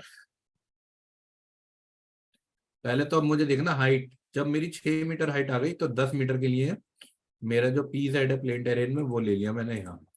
अब प्रेशर एट स्ट्रक्चर लोकेशन जो होता है राउंड 11 के 4, जो मेरी ये है 47 डिवाइडेड बाय 33 जो ये चार्ट है उसका square multiply by K11, this pressure.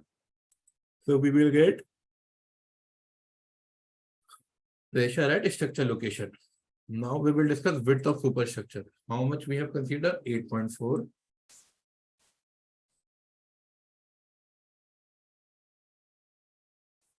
BD ratio of superstructure, its length, its width upon depth ratio. So 8.4 divided by 1.8, we get BD. And clear distance between girder is 2.8 or 2.5? 2.8. And drag coefficient CD will be calculated automatically using the same method.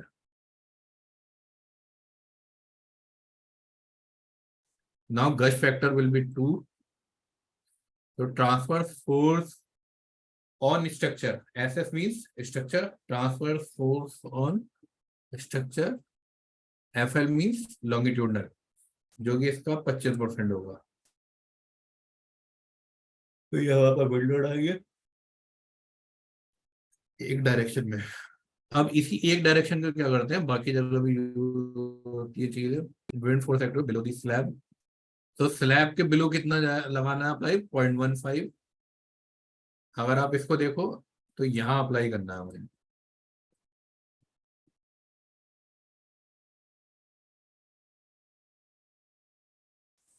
ये हो गया।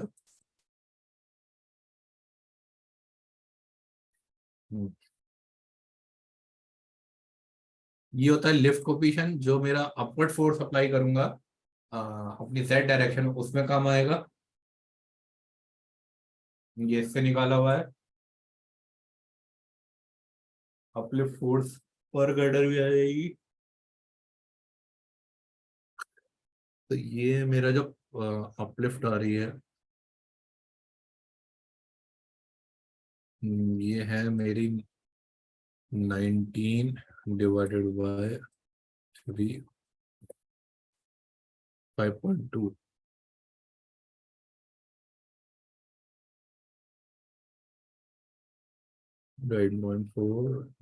ठीक है, 8.4।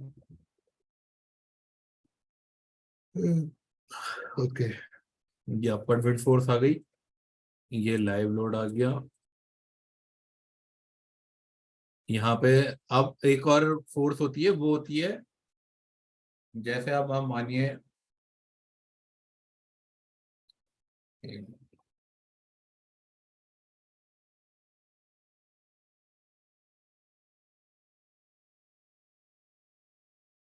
अब हमारे पास कोई एक bridge है,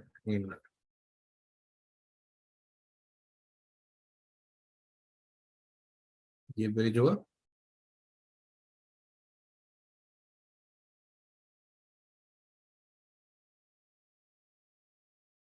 वीडियो हो। अब ये क्या है, ये हवा को रोकेगा। तो लेकिन अब हवा क्या करेगी, वो यहाँ आ जाएगी, व्हीकल के ऊपर अप्लाई होने लगी, लाइव लोड के ऊपर। तो इसे कहते हैं विंड लोड ऑन व्हीकल्स, और लाइव लोड के ऊपर विंड लोड का है, क्योंकि वो आएगा ही। अब इसके लिए भी यही सेम है, इसमें बस सीडी चेंज हो जाता है, जो कि 1.2 हो जाता है। इसमें भी ट्रांसवर्स एंड लॉन्गिट्यूडनल निकाल लिया।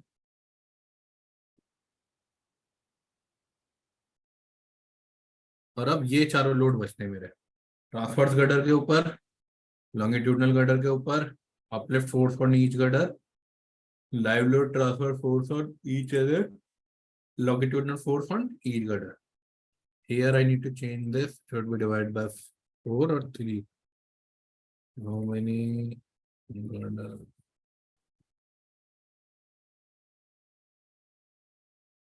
3 कर दो, दैट ही कह रहे हैं। तो अब ये आ गया,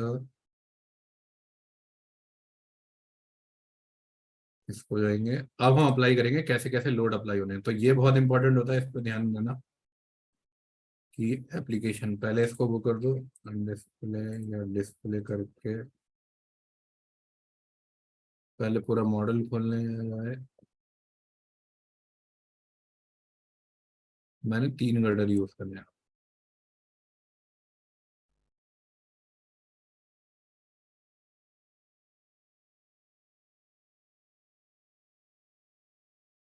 थ्री, नथिंग रिक्वायर्ड। चलिए ओके। तो पहला लोड है ट्रांसफर फोर्स ऑन गर्डर 12.70, और कितने मीटर नीचे लगना है? 0.15।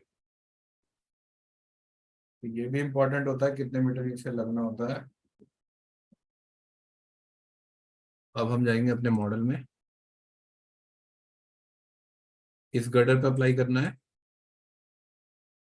Loading, element load. अब हम यूज करेंगे अपनी इसेंट्रिसिटी कमांड का। इसेंट्रिसिटी का डायरेक्शन देंगे ऑफसेट लोकल,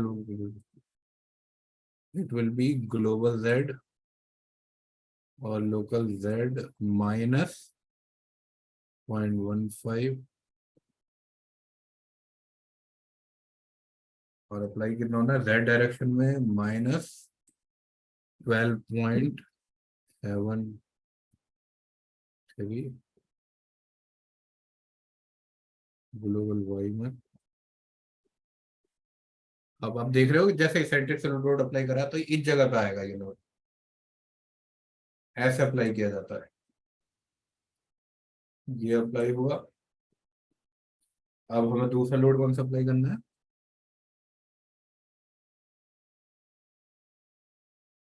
ऊपर ये क्या है? Longitudinal load.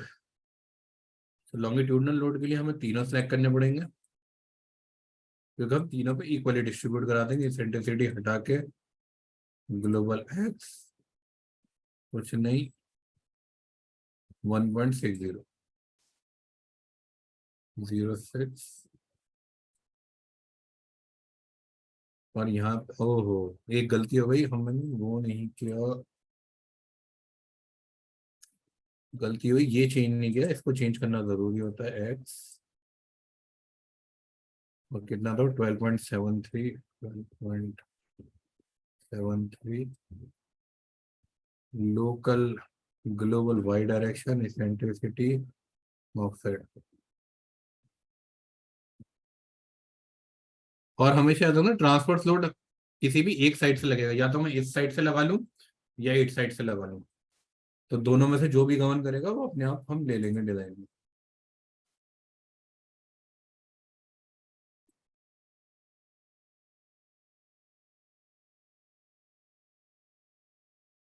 -1.06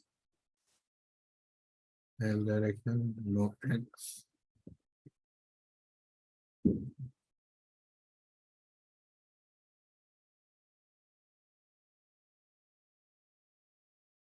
ना अगर आप देखेंगे, लेकिन ये क्या है? एक्स डायरेक्शन में तो ठीक है।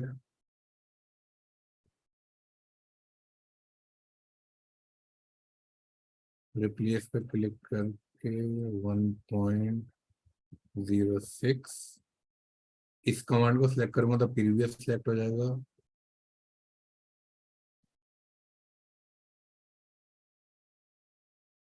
ये अप्लाई हो गया आपका विंड लोड इन लॉन्गिट्यूडनल। अब अपलिफ्ट लोड,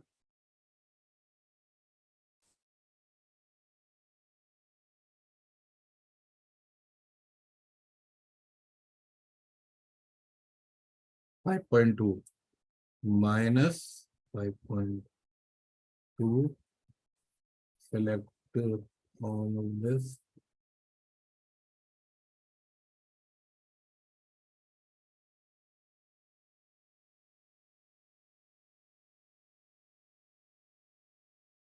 तो यहाँ आएंगे 5.2 global, not the global, Z, select previous और अप्लाई हो गया ये। अब बच रहा है हमारा विंड विद लाइव लोड। ये भी काफी इंपॉर्टेंट है, मैं बताता हूँ। इसको जो अप्लाई करोगे कोड थोड़ा पढ़ना पड़ेगा, इसमें मेंशन होता है कैसे अप्लाई करते हैं।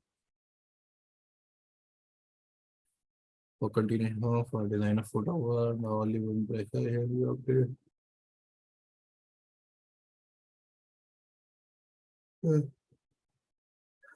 1.8 मीटर हाई अप्लाई करते हैं, वो बताना चाह रहा हूँ।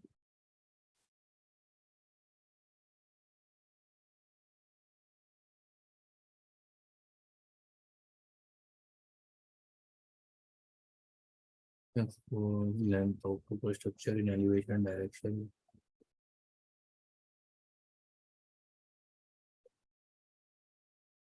Where is this?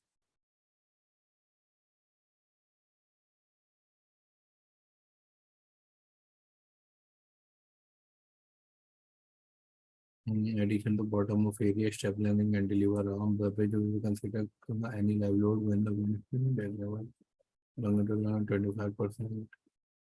Acting on 1.5 metre. Okay, तो ये हमने X कर लिया। फिर से वही सिलेक्ट करेंगे।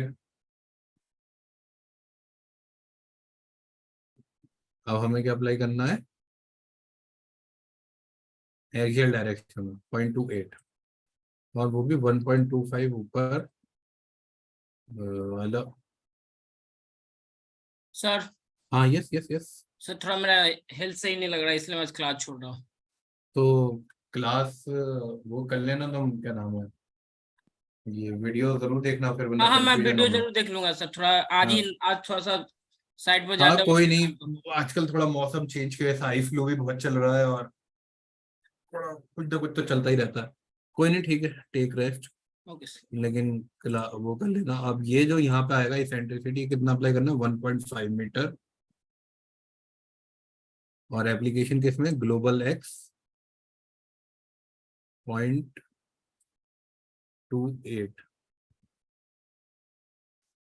ये हो गया हमारा लाइव लोड के साथ आप अगर अप्लाई कर रहे हैं विंड लोड। और दूसरा क्या होगा? अभी ऑफसेट यही रहेगा, डायरेक्शन आएगा ग्लोबल -1.13।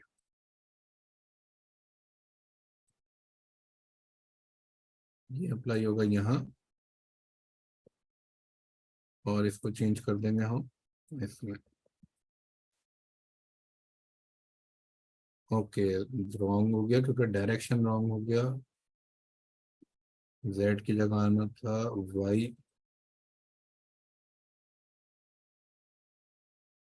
ये आ गया हमारा विंड। तो ये विंड हो गया। अब बारी आती है टेम्परेचर की।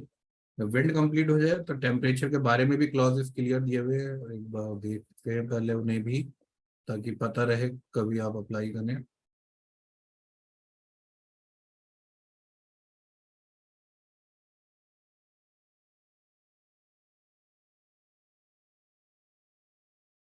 ये रहा टेम्परेचर।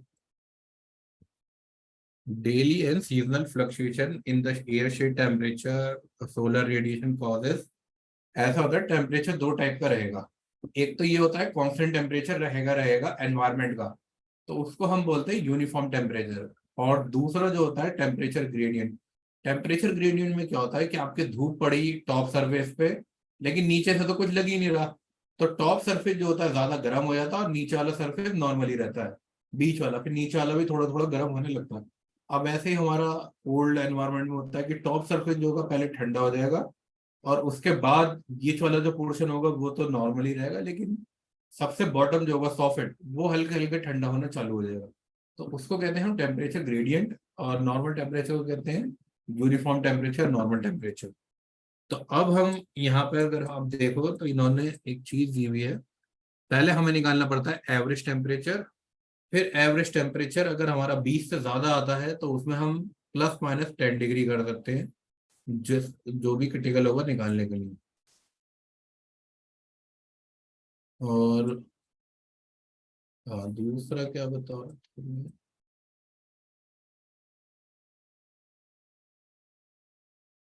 एक मिनट।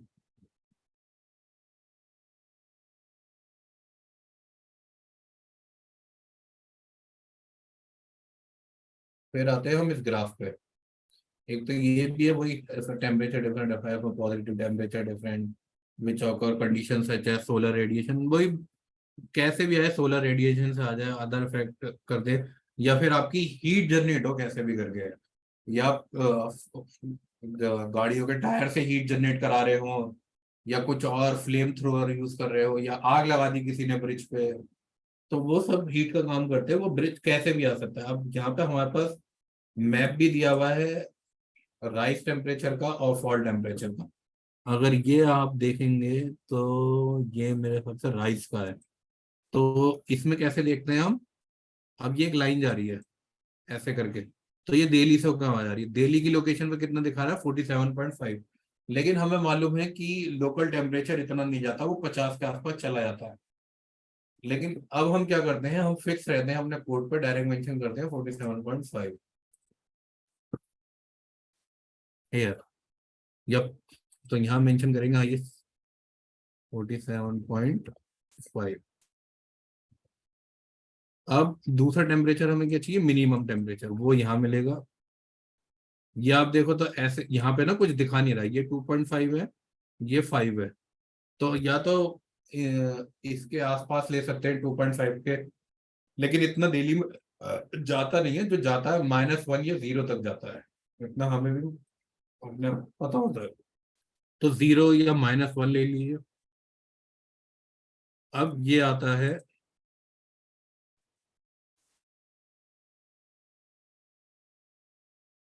इन दोनों को प्लस करके इन दोनों के डिफरेंस को,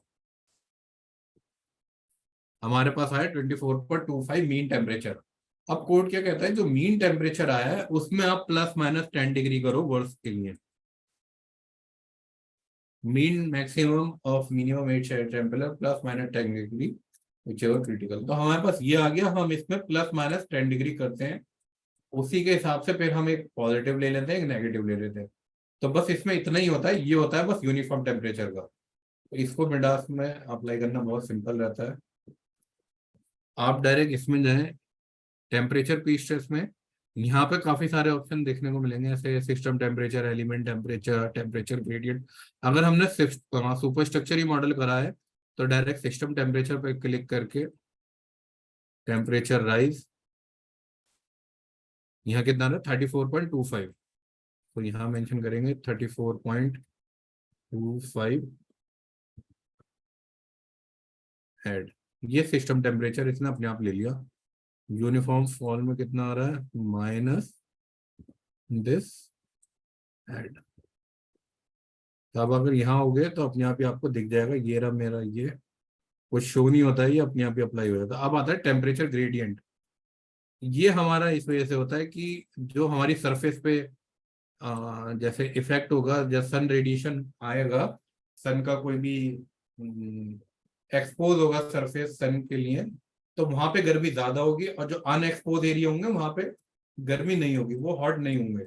तो वो इस ग्राफ से होता है, इसे बोलते हैं टेम्परेचर ग्रेडियंट। तो ये होता है पॉजिटिव, ये होता है रिवर्स। तो सबसे पहले इसका चालू होता है 17.8, और इसको डिफाइन करने के लिए ये कमांड होती है बीम सेक्शन टेम्परेचर। अब यहाँ ओपन करेंगे तो ये ऐसे करके ये वाली विंडो दिखेगी। अब यहाँ पे जो लेते हैं, हम लेते हैं एंड टॉप से स्टार्ट करते हैं, ऊपर से लेकर आते हैं। ये पूछता है पीसीएससी गडर है या कंपोजिट या जनरल, हमारा जनरल आरसीसी गडर है तो जनरल रखते हैं नाम।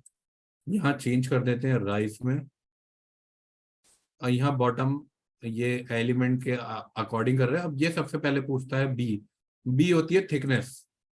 तो इसके लिए दो चीजें पता होनी चाहिए, यहाँ हम टॉप से डाउनवर्ड जा रहे हैं, और टेम्परेचर कैसे दिखाया हुआ है ऐसे करके,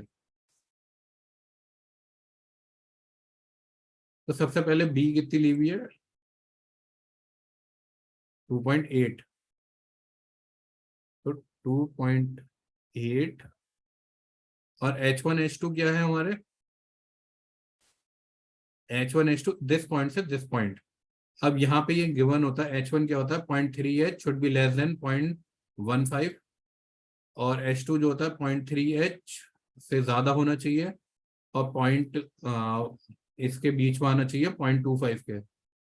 तो जैसे हम चेक करेंगे इधर पॉइंट और H क्या है टोटल हाइट, तो हमारे पास है 1.8 multiply by 0.3 1.8 multiply by 0.3 so we are getting 0.54। तो हम वो कंसीडर नहीं करेंगे 0.15 कंसीडर करेंगे डायरेक्टली। तो 0 to 0.15 और टेम्परेचर चेंज कितना आ रहा है 17.8 से लेकर 4 डिग्री 4 ऐड ऐसे करके ये क्लियर करेंगे। फिर यहाँ मेंशन करेंगे 0.15, फिर यहाँ मेंशन करेंगे 0.25। तो हमारा कोड यही कह रहा है 0.5 तक जा सकते हैं, फिर अगला 0.25 तक जा सकते हैं। और इसमें कितना चेंज आ रहा है 4 डिग्री टू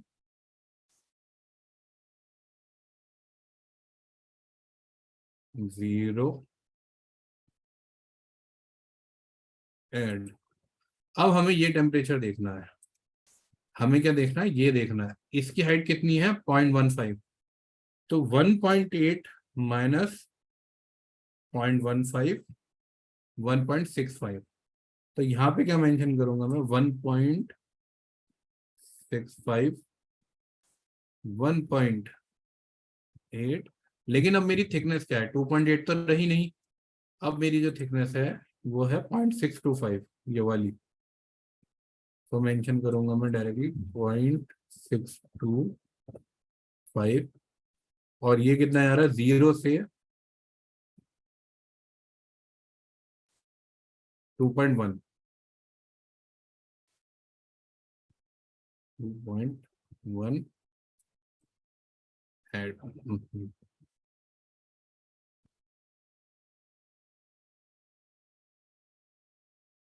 ये हमारे 3 ऐड हो गए। अब हम क्या करेंगे अपने गर्डर सेलेक्ट करेंगे दिस दिस दिस। अब इन तीनों को सिलेक्ट करेंगे और करेंगे अप्लाई। अभी दिख नहीं रहा, अभी मैं दिखाता हूँ कैसे दिखेंगे। यहाँ आएंगे, इस पर क्लिक करेंगे डिस्प्ले, तो ये कुछ ऐसा दिखाई देगा आपको इस येलो कलर में। अब दिख रहा है ये देखो स्लैब का, ये बॉटम का, ये ऐसे दिखाई देता है। वापस उतर जाएंगे, यहाँ चेंज करेंगे फॉल को, ये भी टॉप से लेके चलेंगे रेड डायरेक्शन में ही। तो सबसे पहले वही 2.8, लेकिन अब अगर आप H1 H2 देखोगे तो वो चेंज हो जाएगी। जो फॉल के लिए है H1 H2 वो जाती है 0.25, मतलब मेरा कोल्ड टेम्परेचर जो है वो ज्यादा पेनिट्रेट करेंगे as compare to my hotter temperature. तो ये भी एक चीज है, लेकिन मेरे कोल्ड टेम्परेचर ज्यादा आते नहीं है -10.6 to 0.7। तो यहाँ कितना आएगा 0 से 0.25 -10.6 to -0.7 ऐड। अब चाहे तो देख भी सकते हैं दोबारा 10.6 to 0.7 H1 है 0.12। अब इसमें क्या करेंगे this will be 0.25, this will be 5 और ये कितना हो जाएगा दिस दिस 0। और इसमें हमारी विड्थ क्या हो जा रही है, विड्थ इंपॉर्टेंट है एलिमेंट की इस जगह पे। इतने पोर्शन में हमारी क्या विड्थ हो रही है, जितना हमारा 2.5 का एरिया आ रहा है।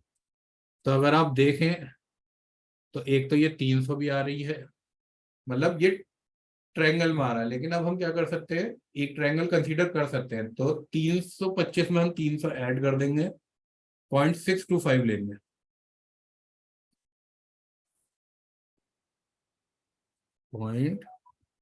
ये बहुत इंपॉर्टेंट होता है, अगर आप ये कंसीडर सही से नहीं करोगे तो टेम्परेचर कभी भी सही अप्लाई नहीं होगा।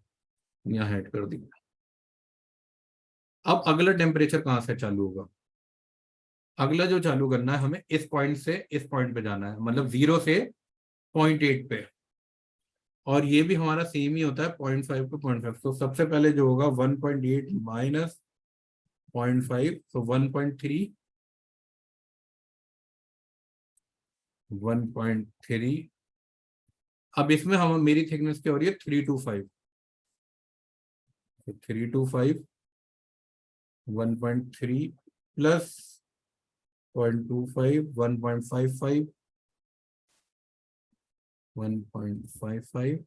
अब ये कितने आ रहा है? 0 to -0.8 डिग्री एंड ऐड। अब यहाँ क्या होगा? 1.55 to 1.8। थिकनेस कितनी हो गई? 625 और minus this to 6.6 degrees minus 6.6 add select previous and this apply. So you can able to see this kind of application of your temperature gradient. So now anyone has any doubt up to this? So everyone can able to do this or not? Hello? Sir कल practice करके पता चलेगा। नहीं, थोड़ा difficult होगा, मैं सच बता रहा हूँ, हाँ क्योंकि इतना आसान नहीं होता। एकदम से पहले लोड समझ लेना और फिर उसको अप्लाई कर देना। लोड जी सर। समझने में ही टाइम लग जाता है, इसलिए मैं आज ज्यादा नहीं बता रहा, क्योंकि कंफ्यूज हो जाएगा माइंड। जी सर जी सर। और अगर किसी को कोई क्वेश्चन हो, जैसे अब कोड जो होता है, सिर्फ डेड लोड को छोड़कर बाकी सारे लोड हमारे कोड से ही आते हैं, तो इसलिए जी बिल्कुल सर। एक्यूरेट कोड बताया। और 2017 का लेटेस्ट है। डायरेक्ट अगर नहीं है तो बता देना, मैं फॉरवर्ड कर दूंगा, वरना तो ऑनलाइन सारे अवेलेबल है IRC के कोड तो। और अभी अभी हम कल क्लास में लाइव लोड डिस्कस करेंगे, क्योंकि उसमें ज्यादा टाइम लगेगा as compare to this load. So these load will be more complex. Live load जब हम अप्लाई करेंगे वो और ज्यादा कॉम्प्लेक्स हो जाएगा। वही सबसे इंपॉर्टेंट लाइव लोड ही होता है, और सबसे ज्यादा कॉम्प्लेक्स भी वही होता है। ये तो अभी समझ लो काफी आसान था, लाइव लोड में काफी कंफ्यूजन क्रिएट होगा अभी। और किसी का कोई डाउट है? रवि ये कीजिए आपने। केज और रवि, तुमने चालू किया काम थोड़ा बहुत practice? Have you able to do that? Install करूंगा तब पता चलेगा कल। इंस्टॉल करूंगा, आपको बैठ के कल करूंगा तब। नहीं नहीं, इससे अगर कोई भी डाउट हो तो आस्क कर सकते हैं उसमें, ग्रुप में। और सर वो मैंने जो सॉफ्टवेयर इंस्टॉल किया था ना, हाँ हाँ, तो वो रन तो हो गया। एक्चुअली उसका आइकन डेस्कटॉप पर ऑटोमेटिकली नहीं आता, फिर मैंने उसकी नहीं नहीं एक नहीं नहीं, वो आपको रन बार बार क्रैक से ही कराना पड़ेगा। अच्छा जब भी यूज करना है। हाँ, जब भी यूज होगा उसके साथ तो ड्रॉबैक सर ये। हाँ हाँ अच्छा सर एक बात बताओ कि फिर वो अपने आप उड़ जाता है सिस्टम में से? मैं 2 दिन से ये देख रहा हूँ। हाँ, वो वो अपने एप्लीकेशन आप है ना? इसलिए उड़ जा रहा है, मैं बताता हूँ क्यों उड़ जा रहा है। जैसे आप एंटीवायरस अनेबल करते हो जी तो वो उड़ जाएगा। पायरेटेड चीजें ऐसी होती हैं, या तो आपको एंटीवायरस के अंदर उसके लिए वो बनानी पड़ेगी, एक मेरे में एंटीवायरस है ही नहीं सर, वो एक्सपायर हो गया है। एंटीवायरस नहीं है तो वो भी उड़ गूगल का वो जाता तो है, होता है डिफेंडर। गूगल हाँ डिफेंडर या वो डिफेंड विंडो प्रोटेक्शन ही उठा विंडोज देता का है। अपना डिफेंडर ही एंटीवायरस के बराबर है इस टाइम पे। जी किसी को एंटीवायरस की जरूरत नहीं होती। विंडोज डिफेंडर को बंद करके रखोगे तो नहीं होगा, या तो विंडो जी डिफेंडर में जाके स्पेशल रिक्वेस्ट कुछ बनानी पड़ती है, तब वो नहीं जी। पकड़ेगा उसे, वरना वो हमेशा डिलीट करता रहेगा। यही हो रहा है, मैं रोज करता हूँ उसे इंस्टॉल हाँ, और वो वो गायब हो आप जाता है। डिफेंडर बंद करके करो, फिर नहीं करेगा। 1-2 दिन बंद नहीं करके देखो। अच्छा डिफेंडर पर वो बंद रखूं उसे ना? हाँ, बंद रख लो, ओके, कोई मतलब दिक्कत बंद नहीं है। रखना ही है वो परमानेंट ना? परमानेंट नहीं कर सकते हो बंद, अपने पास फाइल भी रखो। वैसे अच्छा हाँ रहता है डिफेंडर, जैसे कोई पेन ड्राइव लगाओ बाहर से। जब तक कोई हाँ बाहर हाँ से हाँ। कुछ नहीं लगा रहे तब तक कोई इशू नहीं है। अगर कभी हाँ, कुछ लगाना हो बाहर सर से, मैं तो क्या है कि वो डिफेंडर ऑन ही नहीं किया, मैं तो जब भी शट डाउन करके लैपटॉप नेक्स्ट उसे नहीं तो खोलता वो हूँ तो अपने आप हो जाता होगा, बाय डिफॉल्ट एक्टिव अपने रहता आप है। हो जाता है। तो आप जब हाँ डिफेंडर हाँ बंद करते होगे ना, उसकी डिफॉल्ट सेटिंग में होता होगा कि जब भी हाँ शट हाँ। डाउन करके ऑन होगा वो अपने आप ऑन हो जाएगा, ये होती है चीज़। अच्छा अच्छा, उस वजह तो फिर ये क्या सॉल्यूशन है कि वो परमानेंट आप मतलब उसको ऐसे उसके ऑप्शन में कह दो परमानेंट वो कर दो, जब मैं बंद शट कर डाउन से दूं? ओपन करूँ तब भी वो नहीं खुले, उसमें आता है ऑप्शन। चल ठीक है सर। हाँ नरेश, तुम्हारे पास शायद 21 है, तुम बता रहे थे क्या क्या? है? नहीं क्या सर? नरेश से पूछ रहा हूँ, नरेश। क्या सर? नरेश, नहीं नहीं तू, सिविल 2021 किसके पास था अभी जो बोल रहा था, कौन? रवि तुम कह रहे थे, नरेश कह रहा था? ये जी हम्म। मैं बोल रहा था। हाँ, तुम एक बार मुझे भेजना क्या लिंक है, जरा देखूं हाँ मैं भी, मैं क्योंकि जहां तक मुझे याद है मुझे तो कहीं मिला नहीं था। तो वो भी शेयर कर देंगे हम सबके साथ, अगर कुछ होगा तो। पर वो पहले क्रैक तो हो, जो मेरे पास इंस्टॉल तो पूरा हो गया था, लेकिन वो क्रैक वर्जन में दिक्कत कर रहा है ना। हाँ तुम कह रहे हो ना अपने दोस्त से हाँ पूछोगे, हाँ, मैं उनसे पूछूंगा उनसे, क्योंकि उन्होंने एक बार डाउनलोड बता खोलने का देना तो मुझे। देखा। वेबसाइट अगर कहीं भी अवेलेबल हो तो वो भी बता देना, क्योंकि मुझे पता है अवेलेबल तो है, लेकिन वहां पे पैसे मांगते हैं वो। हाँ हाँ हाँ। तो वो इस वजह से वहां से डाउनलोड नहीं हो सकता, अगर कहीं और अवेलेबल है तो पता चलेगा। ज्यादातर ये सिविल मिडास के साथ ही है दिक्कत, बाकी तो सब मिल जाते हैं। हाँ, चलो ठीक है, इतने इतने प्रैक्टिस करो, ये इंपॉर्टेंट है। अगर कोई भी डाउट हो तो मैसेज कर सकते हो, या फिर कल भी हम क्लास में डिस्कस कर लेंगे डाउट, तो उससे आपकी प्रैक्टिस भी चलती ये रहेगी। हाँ बताओ। मैं कुछ अभी जो देखा ट्यूटोरियल के हिसाब से ऐसा लग रहा है कि स्टेट के कंपेयर में इसको यूजर फ्रेंडली कम है थोड़ा ये मिडास। हाँ हाँ हाँ, स्टैट के कंपैरेटिव तो कम है यूजर फ्रेंडली।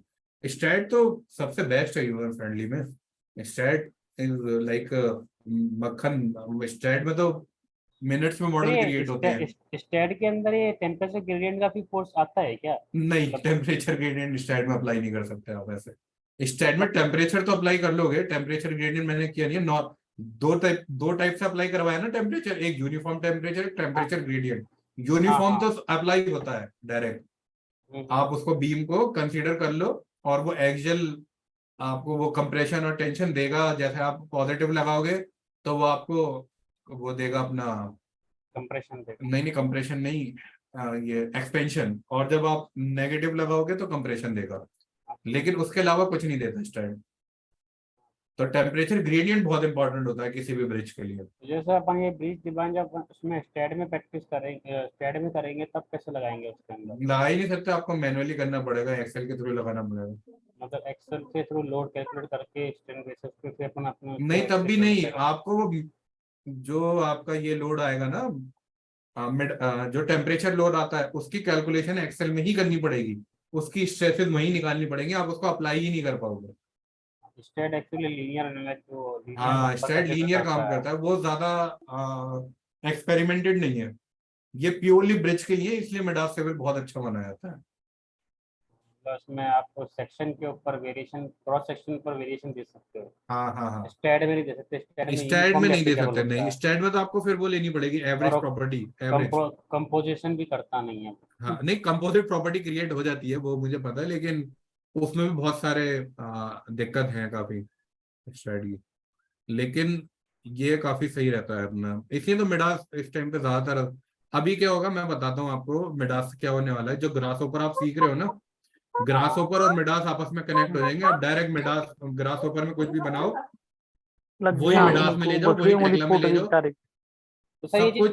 टेक्ला में भी हो सकती है, टेक्ला देखना में आगे मॉडलिंग करके और मिडास में इंपोर्ट हाँ कर हाँ लें। ला सकते हो, ला सकते हो, लेकिन अभी इतना ज्यादा नहीं हुआ, अभी इस पे काम चल रहा है। अभी जब हो जाएगा पूरा तो लाइट काफी। जलेगी उसी का पार्ट अभी से लग इसकी गई क्या है। वेबसाइट पे मैं जब मैं गया था, मतलब कल हम्म। में गया था, टेक्ला की पे गया था कि गेट बंद मिडास पे करा गया कर था। पहले, लोग निकलते हैं है ना अंदर। यहाँ मिडास पे देखो, मैं देखता मिडास हूँ के उसके ऊपर उन्होंने अगर मैं लिखा है कि देखूँ बंद कर पूरा, इम्पोर्ट, हाँ, उसमें क्या तो टेक्ला इंटरफेस टूल था एक अलग से। बंद हाँ करो वो सर। टूल करना पड़ता होगा फिर। इसमें थोड़ा मेंशन तो सा नहीं है हाँ। यहाँ पे, डायरेक्ट टेक लगी फाइल आ जाए। सर मैं अगर इंपोर्ट में देखूँ तो Midas, MCT, GST, Autodesk, SAP SAP, STAAD, नहीं सर, वो इंटरफेस पैच लगाना पड़ेगा, हाँ उसके बाद हो लूसास। पाएगा। देखो स्टैड की फाइल आ जाएगी, लूसास की आ जाएगी, सैप की आ जाएगी, ऑटोकैड की, और जीएसटी की इसकी एक होती है ये, अब मिडास का अब नहीं होता है सॉफ्टवेयर। ठीक है सर, अगर BIM हमारा अगर टारगेट है हमारा कि हम BIM सीखना हाँ है, हाँ बिम बिम बिम BIM यस। सीखना है, तो हमारे लिए तो भाई अगर एक चीज का बेटर तो ये होगा कि हम अरे यार किसी एक गिरेगा चीज यार, पे अभी ना पकड़ ले। देखो ऐसा होता है जैसे तुम्हारे पास टेक्ला है, मेन चीज स्टैट के साथ जो मिडास के साथ ड्रॉबैक है, ये अभी ओपन एआई पे नहीं वर्क कर रहा है। इसका मतलब बैकग्राउंड कुछ चीजें होती हैं जो कि एपीआई होती है। समझ गया, स्टेट ने तो स्टार्ट कर दिया है एप्लीकेशन हाँ, इसलिए। स्टैट ने और सोफिस्टिक ने ओपन एआई पे काम चालू कर दिया है। लेकिन स्टेट में मिडास ने तो भी रिसर्च चालू करी है, लेकिन पब्लिकली अभी अवेलेबल नहीं की है वो चीज। तो वो होने वाली है इस साल, कह रहे हैं कि शायद हो जाएगी अवेलेबल। तो वो जब हो जाएगी तो मिडास शायद सबसे बेस्ट हो जाएगा उसके बाद। क्योंकि जब ओपन एआई आ जाएगी तुम एक ही मॉडल के थ्रू सब काम कर पाओगे कि हाँ, मतलब टेक्ला भी BIM चलेगा। मेरे हिसाब से BIM का तभी फायदा है जब मॉडलिंग एक हाँ जगह हाँ, हो वो कि उसी उसके। उसी उसी के लिए ही फायदा है। क्योंकि अभी ये चीज अवेलेबल है सिर्फ सोफी स्टेट में और स्टैट में। लेकिन स्टैट में क्योंकि हमारे पास लिमिटेड है, हम टेम्परेचर लोड और ये पीसीएससी लोड सप्लाई नहीं कर सकते, बहुत सारे लोड अप्लाई नहीं होते प्रॉपरली वहां पे स्टैट में, और स्टैट को लिमिटेड भी है। तो इस वजह से और स्टैट में कभी ब्रिज डिजाइन नहीं करते हम, सिर्फ फोर्स नॉर्मल एनालिसिस के मॉडल करते हैं और कुछ ठीक नहीं है, करते। नए वाले में तो फीचर्स उन्होंने ऐड ऑन किए हैं, हालांकि नए वाला मेरे हाथ में आया नहीं नहीं नहीं है। नहीं नहीं नहीं, वो नहीं करता, कोई ट्रस्ट नहीं करता अभी। ट्रस्ट इसलिए हाँ, नहीं करता ट्रस्ट जब नहीं तक कोई करते इंडस्ट्री कि में कोई कंसल्ट बहुत सारे कंसल्टेंट उसको यूज करके उसके रिजल्ट वैलिडेट नहीं करा देते। मिडास के साथ ये हुआ है, ऑल ओवर द वर्ल्ड किसी ना किसी कंसल्टेंट ने डिजाइन करके उसके रिजल्ट्स वैलिडेट कराए हुए, मतलब वो मैनुअली भी चेक करा हुआ है और मिडास के थ्रू भी चेक करा हुआ है। तो और उसके रिजल्ट अप्रूव हुए में है कि आपने कोई डिजाइन रिपोर्ट सबमिट करी और सामने से प्रूफ चेकर ने और आईआईटी ने और सब ने ओके बोल रखा है, हाँ भाई हाँ ये रिजल्ट में ओके बोल रहा हूं। तो ये मिडास के लिए through out the world accepted है, इसी वजह से कि हर एक यूनिवर्सिटी ने कंसल्टेंट ने एक्सेप्ट करे हुए इसके रिजल्ट। जो भी आप इसके थ्रू दे रहे हो, अगर मॉडल करेक्ट है और सारी फोर्सेस करेक्टेड अप्लाई है, तो ये रिजल्ट करेक्ट देगा मिडास। अनटिल अनलेस कि तुमने कुछ गलत ही मॉडल किया हुआ, गलत फोर्सेस अप्लाई करी हुई। वो तो सिंपल वही होता है कि तुम अगर गार्बेज इन करोगे तो गार्बेज आउट तो देगा ही। लेकिन अगर तुमने सही से मॉडल किया और सब फोर्सेस सही से अप्लाई करी है, तो तुम्हें रिजल्ट सही मिलेंगे और तुम सही ब्रिज डिजाइन कर दोगे मिडास की वजह से। क्योंकि Midas all over the world इस टाइम पे डिजाइन कर रहा है, ना कि इंडिया में। खासकर all over the world, India में भी तो कर रहा है लेकिन इंडिया में ज्यादा नहीं कर रहा है, वर्ल्ड में और ज्यादा कर रहा है। जैसे तुम्हारा पूरा मिडिल ईस्ट है, पूरे मिडिल ईस्ट में हाँ, मिडास वो तो यूज हो रहा है इस टाइम अभी पे। क्या एक्चुअली मैंने क्या स्टेट का वेबिनार ज्वाइन किया था 2 महीने पहले। है। स्टेट का वेबिनार ज्वाइन किया था मैंने हाँ दो हाँ। महीने पहले, यहाँ जयपुर में तो हुआ था। स्टैट का वेबिनार जो ब्रिज के लिए है? एक्चुअली उनका तो कम्युनिटी था, सॉफ्टवेयर प्रोडक्शन जो उनका प्रोडक्ट था उसका इंट्रोडक्शन था हाँ होगा, कोई काइंड दिक्कत ऑफ। नहीं। और उनका जो नया वर्जन आया हुआ है कनेक्शन वाला, हाँ वो मालूम है स्टैट कनेक्शन। परसों है, मिडास का है, बुधवार को यहाँ पर वेबिनार। कर सकते हो, वेबिनार तो अटेंड करते रहो, उससे तुम्हें ब्रिजेस की नॉलेज मिलती है और अच्छा वो होता है, एक्सपोजर मिलता है। देखो और देखो। दूसरा है एक सीएसआई ब्रिज का, सीएसआई का जैसे ई टैप हाँ, सैप होता है, उनका होता हाँ, है वो ब्रिज। तो हाँ। वो सिर्फ यूएस में यूज लोग करते हैं, वो भी खत्म हो गया और यूएस में भी अब मिडास अडॉप्टेड हो गया है। क्योंकि वो ये सॉफ्टवेयर जो है ना, ये अपडेट नहीं करते हैं कॉन्स्टेंटली। मिडास जो है हर साल अपडेट निकालता है, हर न्यू क्लॉज अपडेट कर देता है मिडास का वो। लाइसेंस की बहुत महंगा है। हाँ मिडास के साथ ये दिक्कत है लाइसेंस साढ़े की। साढ़े छः का ओए परपेचुअल दे रहा है। हाँ हाँ, नहीं नहीं, वो 5 लाख तो मैंने तब सुनी थी 3-4 साल पहले, जब मैं मेरे पास तो एक कंपनी के लिए। मेरे पिछले महीने कोटेशन आ रखी, इसलिए मुझे पता है हाँ नहीं, साढ़े छः मैंने लाख तो रुपए 4-5 साल पहले प्लस GST। पता चला था कि जब किसी नई कंपनी में उन्हें लेना था तब। तो बाकी अभी तो ठीक चल रहा है, कोई दिक्कत नहीं है। मेरा बाकी कोर्स हाँ अटेंड मिडास करना अच्छा है। हैं? मेन रीजन ये भी है मेरे पास कोर्स अटेंड करने का, अच्छा क्योंकि अच्छा। क्या मैं ट्रांसपोर्टेशन इंडस्ट्री में हूँ, हमारी जो कंसल्टेंसी वो हाईवे में काम करती है। हाँ हाँ हाँ। तो इससे छोटे मोटे कलर वलर तो मैं एक्सेल पे डिजाइन कर लेता हूँ। हाँ वो हो जाते हैं छोटे ब्रिज मोटे एक्सेल। डिजाइन के ऊपर थोड़ा सा मेरे को कॉन्फिडेंस, हमारे पास एक प्रॉपर गाइड और नहीं नहीं, बिल्कुल बिल्कुल हो जाएगा, क्लियर हो जाएगा सब। परचेज भी तब करें जब आता हो यूज करना, तो परचेज हाँ करना हाँ पड़ता है बिल्कुल बिल्कुल सही बात है।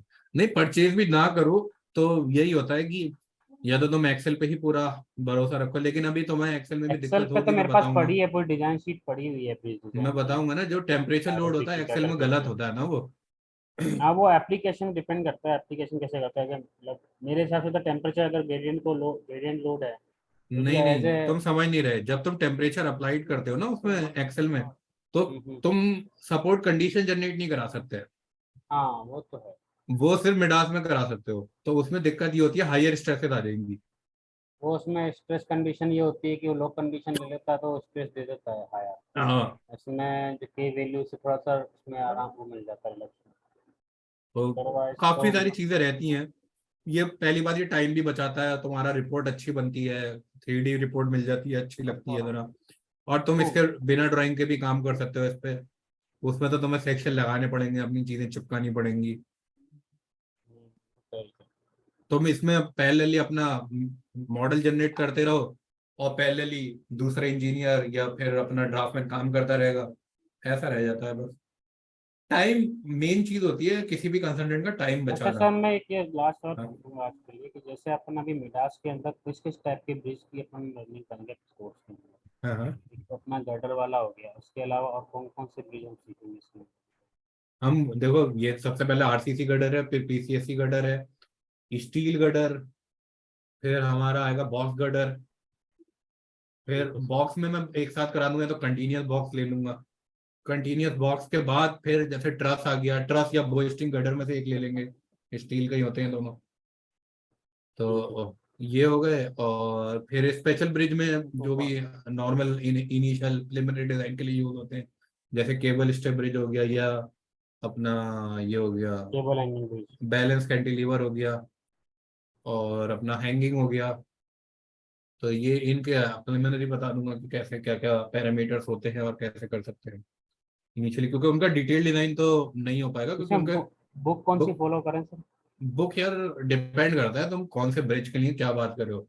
एक किताब किसी ब्रिज के लिए अभी तक नहीं है जैसे अवेलेबल। अभी हमारे इन जनरल स्ट्रक्चर जो स्पेशल केस की बात नहीं करते यार सस्पेंडेड केस की, रुक तो जाओ, कौन एक सी है। उसकी थी बुक मेरे पास, मैं बताता हूँ चलो ग्रुप में।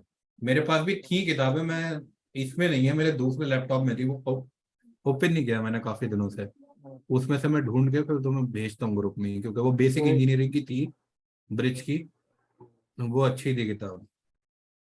मैं तो क्या वरना कि एडवांस तो देखो बहुत सारी है, वो सिर्फ पर्टिकुलर है, कोई PCSC डिजाइन की होगी, कोई केबल स्टे की रहेगी, कोई स्टील ब्रिजेस की रहेगी।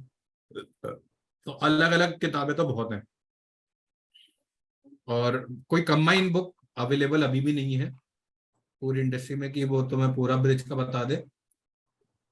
थोड़ा बहुत आइडिया के लिए मैं एक बुक बता दूंगा कि क्या पढ़े। उसमें भी यही होता है, तुम्हारा पता है किसके डिजाइन होते हैं। एक स्लैब ब्रिज का डिजाइन होगा, एक बॉक्स गटर का होगा, और एक आधा PCSC गटर का होता है। बस इतने ही होते हैं, दो चार डिजाइन। बाकी उनमें डिस्कशन ये होता है ब्रिज की हिस्ट्री, ब्रिज का ये वो, बहुत सारी अलग अलग चीजें। चलो मैं भेजता हूँ, मैं ढूंढता हूँ उसको, तो वो ढूंढ के मैं ग्रुप में डायरेक्ट व्हाट्सएप ग्रुप में पेस्ट कर दूंगा। ठीक है। पहले मैंने इनिशियल टाइम पे, मतलब काफी टाइम हो गया मुझे, तब काफी रीड करी थी, पढ़ी थी। लेकिन जब आप अरे वर्किंग में आ तेरे जाते रोज हो। हाँ, यस कुलदीप, हाँ सर। कुछ कह रहे थे यार। नहीं नहीं, वो नरेश, नरेश जी की वहां से आवाज आई थी। अच्छा अच्छा। वो सर मैं कुछ और बच्चे को बोल रहा था चल अच्छा गलती अच्छा से निकल। ठीक है। चलो तो फिर हम कल कंटिन्यू करेंगे, ठीक है, इतना ये प्रैक्टिस कर ओके लें सर। हम तो। ओके, ठीक है। Thank you. Okay good sir, night. Good night.